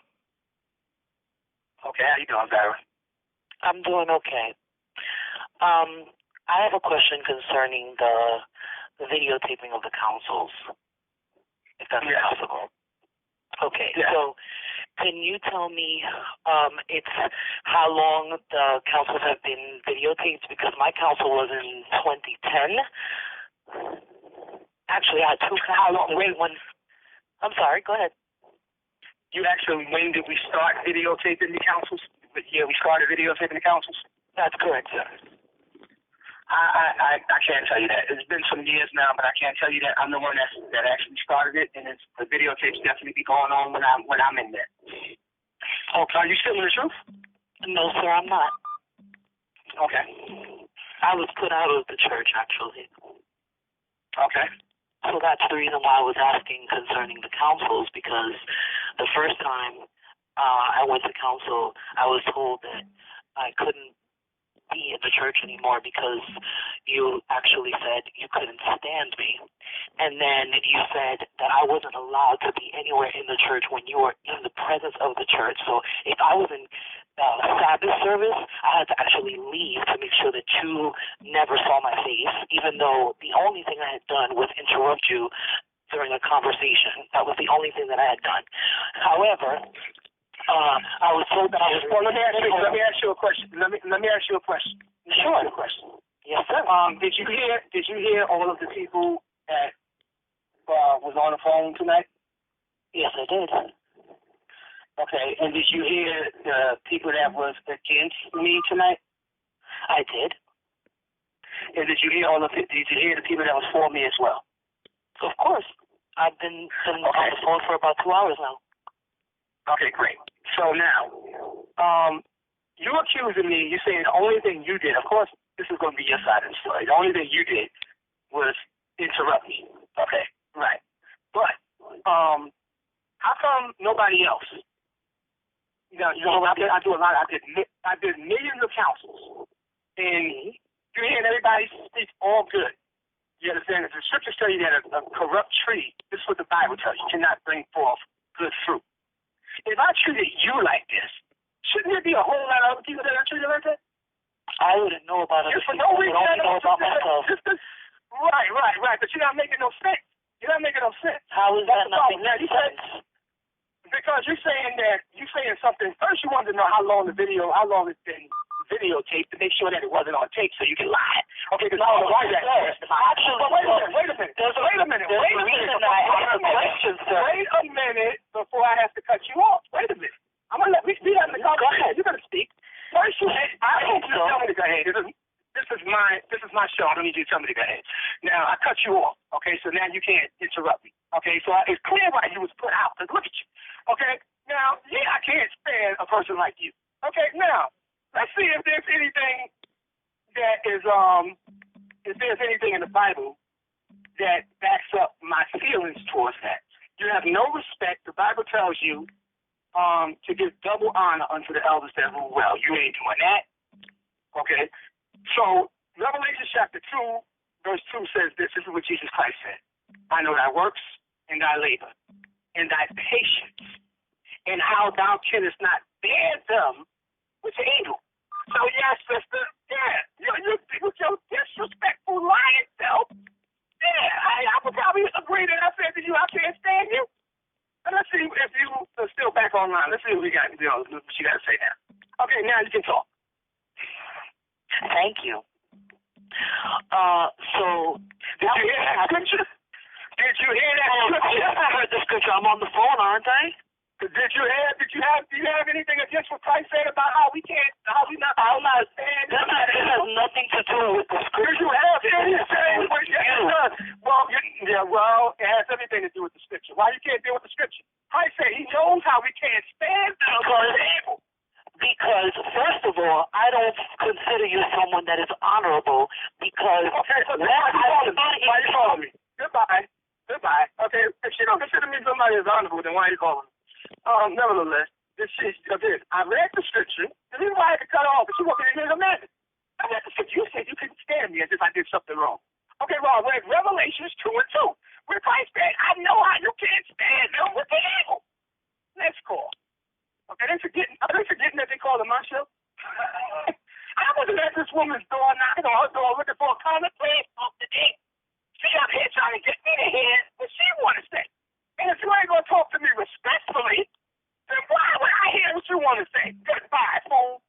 All right, now, next question. 347-375. 347-375.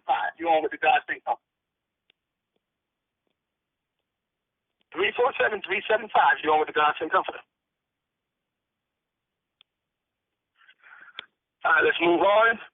503, and that's the problem. Again, that's what it was in the truth. In the nation, they wanted to do what they wanted to do.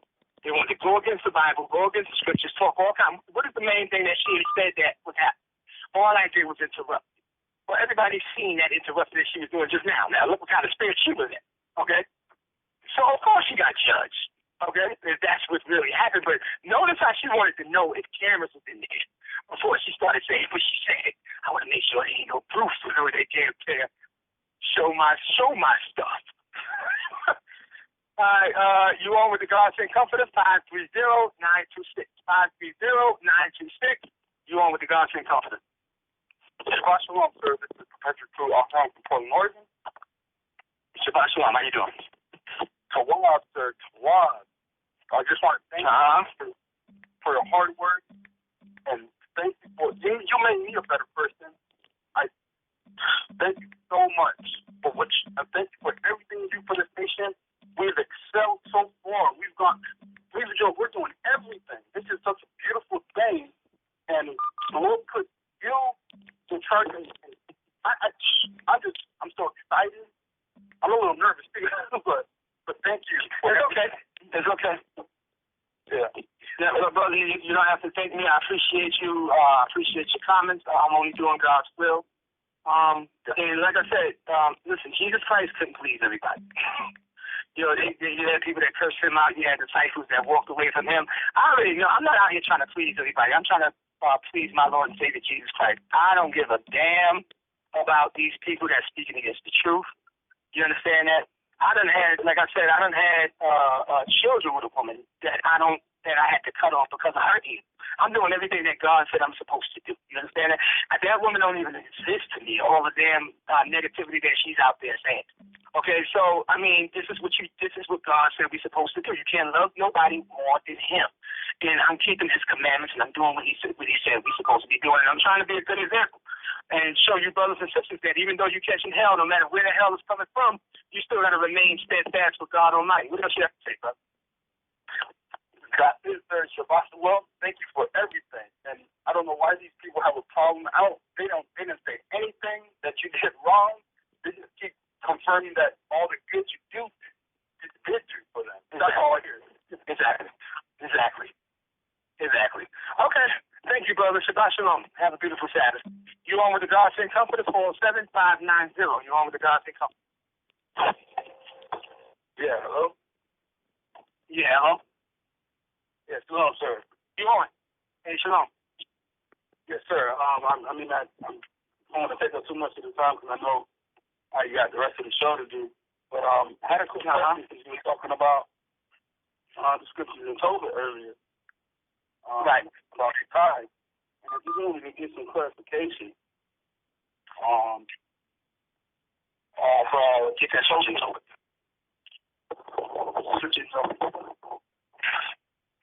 Yes, sir.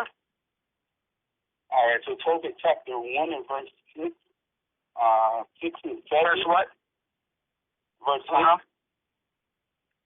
Says that, but I alone went often to Jerusalem at the feast, as it was ordained unto all the people of Israel by the everlasting decree, having the first fruits and tenth of increase, with that which was first sown, and then gave I at the altar to the priests, the children of Aaron.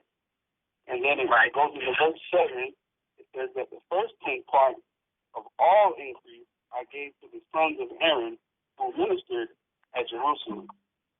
Another part I sold away and went and spent it every year at Jerusalem. And then verse 8, it says, in the third I gave it unto them to whom it was due, as Deborah, my father's mother, had commanded me, because I was left an orphan by my father. Right. My real question is in verse 7 and 8. Because it talks about the first 10 part goes to the sons of Aaron. That would be the priest. Is that correct, sir? Yeah, that's right. Okay. And then it says, who ministered at Jerusalem, another 10 part I sold away and went and spent it every year at Jerusalem. That part is really like, where's that part going? Okay. The reason I asked is because I recently. No, I didn't ask you the reason you asked. You asked me where's that going, so let me tell you. First and foremost, are you in the truth? Yes, sir. Yes, sir. It's like you said. Okay. Now, when you read Deuteronomy chapter 16, verse 16, the scriptures tell you 3 times a year it should not appear before the Lord in the place which he shall choose. And it names those high holy days. One of the high holy days is Passover. And it says when you appear before the Lord, you shall not appear before him empty. That means you have to bring a Passover offering. Do you understand that? Okay. So now, the Lord didn't leave it up in the air on what that offering was. Tobit broke it down how he paid that offering. The first 10th part that he gave to the priest was the tithes that you're supposed to pay for all your increase. That's supposed to come out first. You understand that? The second part was the 10th that he sold away, so he converted into money, and he went up to Jerusalem and spent it at Jerusalem. That was at the Passover.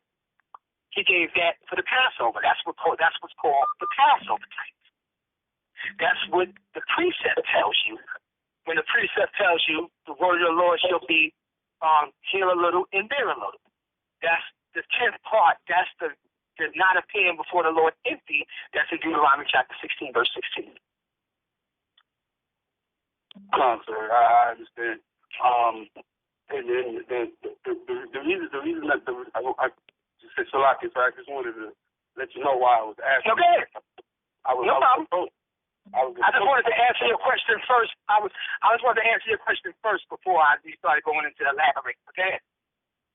I was approached by one of these demons, and they was asked because they were saying about that second part that it's not specifically saying where that money is going, like he's just spending that. Yeah, of course they say that. Right. But that argument, why are you even listening to the demons? What the demons got to say that? It's not saying that it was a Passover tax. The same way they say it's not saying it was Passover tax, it's not saying it wasn't. Okay, but Deuteronomy chapter 16, verse 16 clearly tells you that's an order from God. This is something that you have to do. It says you shall not appear before the Lord if you know precepts like you're supposed to. It's clear what he was doing. He went up to Jerusalem, he converted that into money, and he gave it for the Passover. That's too clear. Whoever can't see it, that's just too bad for them. All right, brother? We got to move on because we only got 7 minutes left. Thank you for your call. Next question, 7-8. I'm hoping to get some more demons in here. 786-271. And now they're trying to come to get doctrine. So why when I'm on the phone, they ain't coming to get doctrine? Like, I mean, come on. and I'm not talking about that brother. I'm talking about whoever approached that brother. Y'all can't be dealing with these people when they approach you. Tell them to go suck on a damn lemon and do the damn go get a tattoo and then walk on their damn tippy toes. Tell them to do that. Okay, you got these demons out here. They're calling themselves men of valor. These guys are a joke, man. And I know you're happy as hell that I'm finally saying something about you. And you ain't the only. Where the rest of the Antichrist did that for talking for 20 years? Where y'all niggas at? Like, it's been 20. Nobody's saying that. Y'all been saying that something gonna happen that man for 20 years. Nothing happened to him. Yeah, come on, nobody ain't questioning him. All right, you on with the God's and Covenant? 786-271. 786-271. You on with the God's and Covenant? Hello? Shabbat yes, hello? Shabbat shalom. Shabbat. I was recently put out of the church. Mm-hmm. And it doesn't mean that I stopped believing, because I believe. I was just put out because of the evil that I did. But how do you continue in the world believing, in the world that doesn't believe at all? You know, it's just very hard for me right now. And how do you continue? You know. Well, let me tell you, if you're a believer, then you're going to be a believer no matter what. Whatever transgression that was done, of course, you get put out. You got to be like what Micah said when he was judged by God. He said, "I will bear the indignation of the Lord because I have sinned against him until he plead my case." You got to remember, Miriam was also put out the truth. That's something that was in the Bible when she spoke against Moses. And she maintained her composure and maintained her beliefs until she was allowed back in the camp. Okay, so it's not a question of how do you keep believing. A believer is simply going to believe. A believer is never going to stop believing because they know that this is the truth. And that's what the scriptures mean when it says, let us be fully persuaded in our own mind. Concept.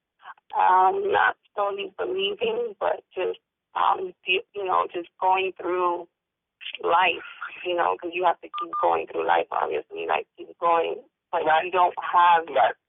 You don't go to the house of the Lord anymore. You don't have that privilege. You don't have the privilege of praying and in the house of the Lord, So it becomes it's just sad, honestly. You become very depressed. It's sad. I have children that continue to go to the church and to have to explain to them, Mommy can't go to church. Right. Well, sister, I only got 14 minutes left. I can't really, listen, whatever you did is the reason why that's happened. You understand that? And it's not easy to get put out of church. You understand that? That means you got to get yourself together in order to get yourself back in, and you got to pray to God and all these other things. I can't be really sitting here to tell you about what you need to do when we had to put you out. What you need to do is you need to try to get yourself back in. Okay? Okay, contract. Thank you. All right, thank you for your call. All right, next question, 443-621.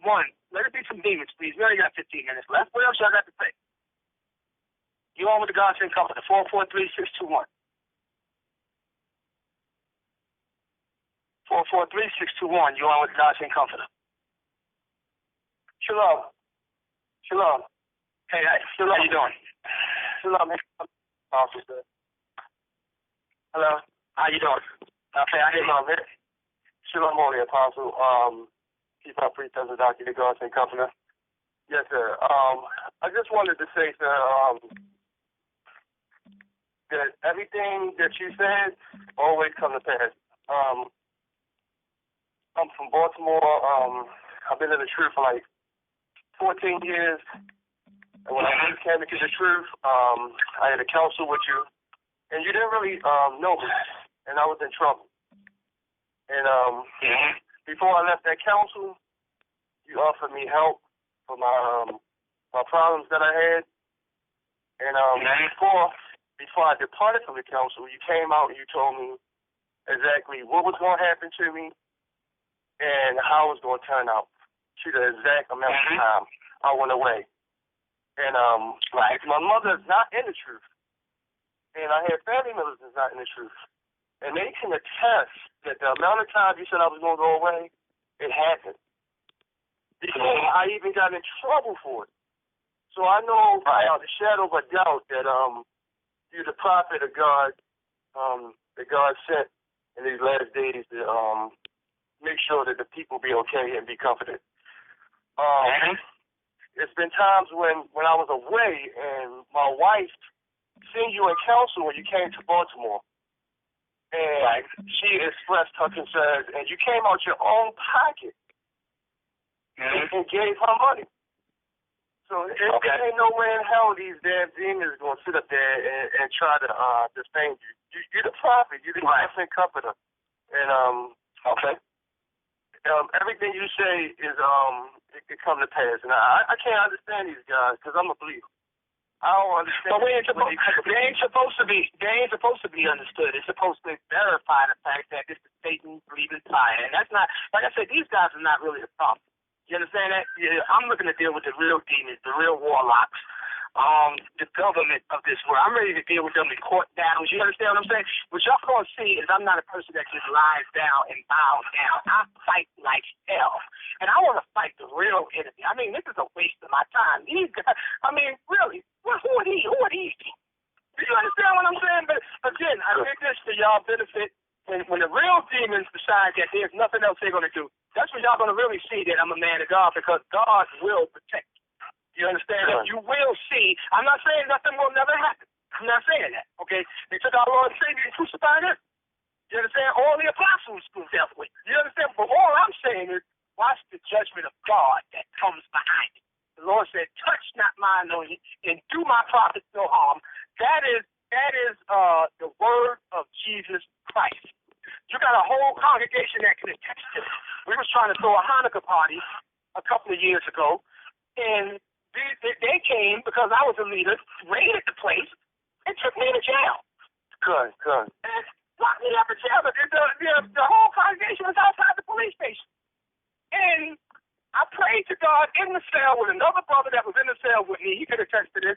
Immediately when I said amen, the cop said a call came into the police station from on high saying, let him out of there right now. Good. So you think these things, the whole point of me saying it, they know who I am. Okay, this is why they haven't moved against me yet, because they know what that's going to bring. You understand? I'm prepared to be a sacrifice. The scripture says, present your body as a living sacrifice to the Lord. I have no problem doing that. They have a problem coming because they know it's going to bring complete hell. Let's do that.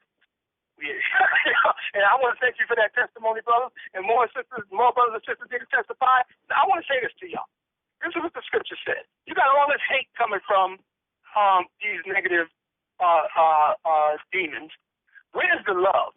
Y'all need to start talking about the love. Start talking about the love. Christ said, how shall men know that you my disciples? If you love one another as I have loved you. Them testimonies need to go out. That's how you need to defend the truth. Exactly the way this brother is coming right here. I appreciate that, brother. Thank you very much. Yes, sir. Shalom. Shabbat shalom. You on with the God's Income for the 405-672. 405-672. I know you demons are mad that you can't accomplish what it is that you're trying to accomplish. And like I said, I'm constantly talking to the rulers of the darkness of this world. What's up with y'all, man? What's up with you simple FBI agents? What's up with y'all? Huh? And I called you up. You lied to me and told me after you just finished visiting the brother house, you know, and he gave me your number. I called you up and said, what the hell are you doing? You lied to me and told me you'll call me back tomorrow. Nigga ain't called me yet. I got it sitting on my phone right now. What happened to you? Showing up in every different areas that we got churches at, trying to scare the brothers and sisters out of the church. Listen, this is the body of Jesus Christ. And you will not prevail against this church. You're on with the God's and Comforter, 407-501. You're on with the God's and Comforter, 407-501.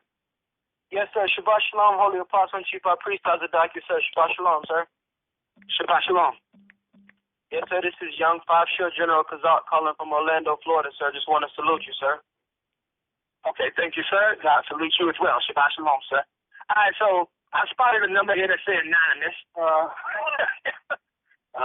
Let's see if we can get that person to say something. Hello, anonymous. You on with the God's and Comfort? I think that was... Hello, Anonymous. Shalom. Shalom, guys. I just want to say, sir. I just want to say, blessed are you that cometh in the name of the Lord. Thank you very much.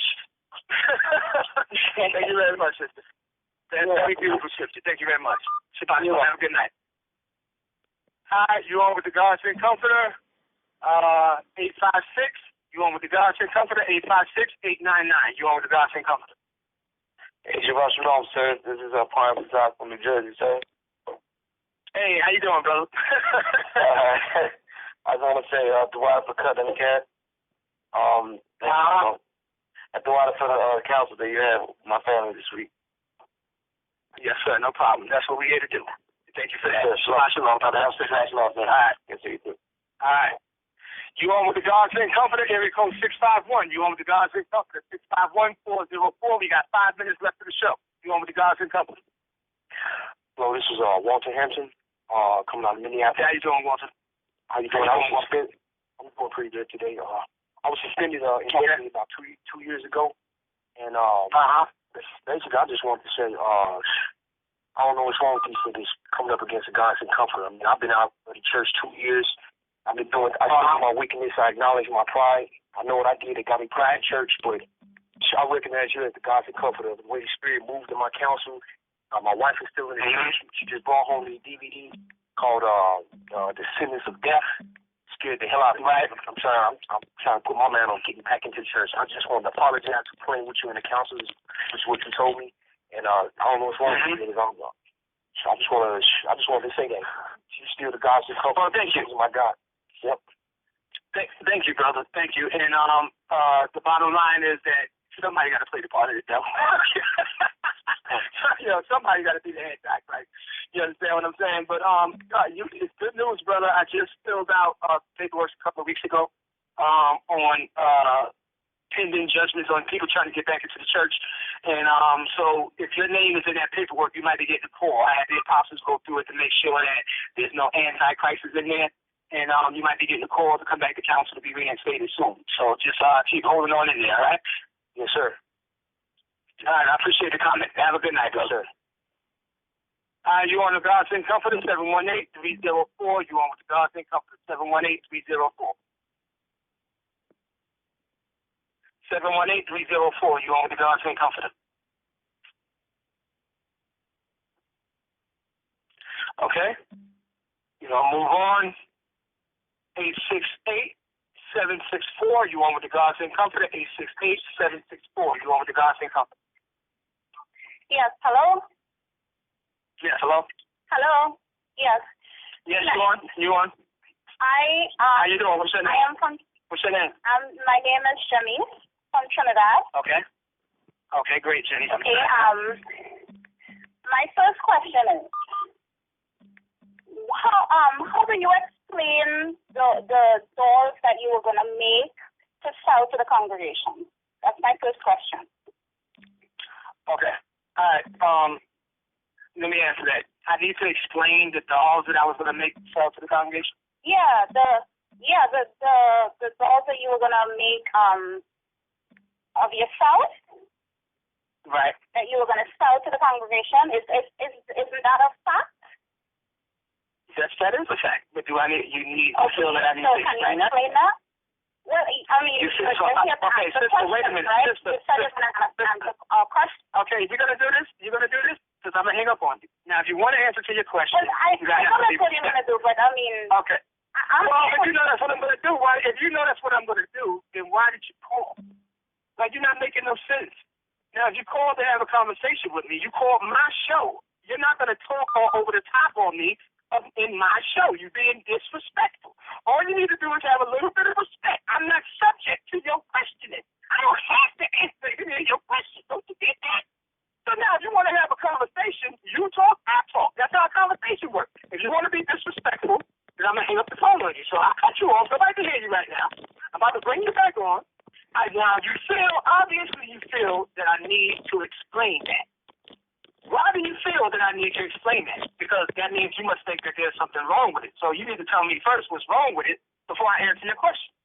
You back on? There's nothing wrong with that. That doesn't speak to any sort of idolatry going on?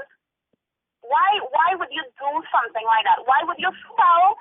Okay, you said it's idolatry? Wait a minute, you said it's idolatry? Are you a mother? Yeah, I think so. Yes, Are I you a am. mother? Yes, I am. So you I have one child. I have one child. Your child, okay, now, your child doesn't have any toys? She should. Does your child have any toys? Does your child have any toys? Okay. Does your child have any toys? Yeah, she does have toys, but none of her. Does she have dolls? Does she have dolls? Yeah, she has dolls. Wait a minute, you just said idolatry. You just said having a doll is idolatry. Why would you do Because her daughter, Get off the line. You a fool, okay? Now, okay, remember what I told y'all? When you find a fool, leave them a fool. Now, the Payala is here. That wasn't my idea to do the doll. That was his idea. I'm very popular in the truth. You understand that? Rather than have a doll of Obama or a doll of a demon, what's wrong with having a doll of a prophet? Nobody told you to go and worship the doll and bow down and pray to the doll. That's what idolatry is. Everybody know that kids have dolls. So stop lying and stop playing things. Number two, why do we sell things in Passover? Well, maybe you didn't hear. We spent $1 million. We got to try to recoup some of that money. So we're putting all that money out. We're trying to get money to come back in. What's wrong with that? But this fool of a woman going to tell me it's idolatry for me to have a doll of myself, but she got her daughter a doll from Edomite. I mean, these people are so amazing. Unfortunately, that's it. I'm the God-sent comforter. I dealt with these demons tonight. Y'all all know it. This is the last time that I'm going to do it. All you demons are being condemned to hell, and the FBI, CIA, Babylon the Great, your end is coming.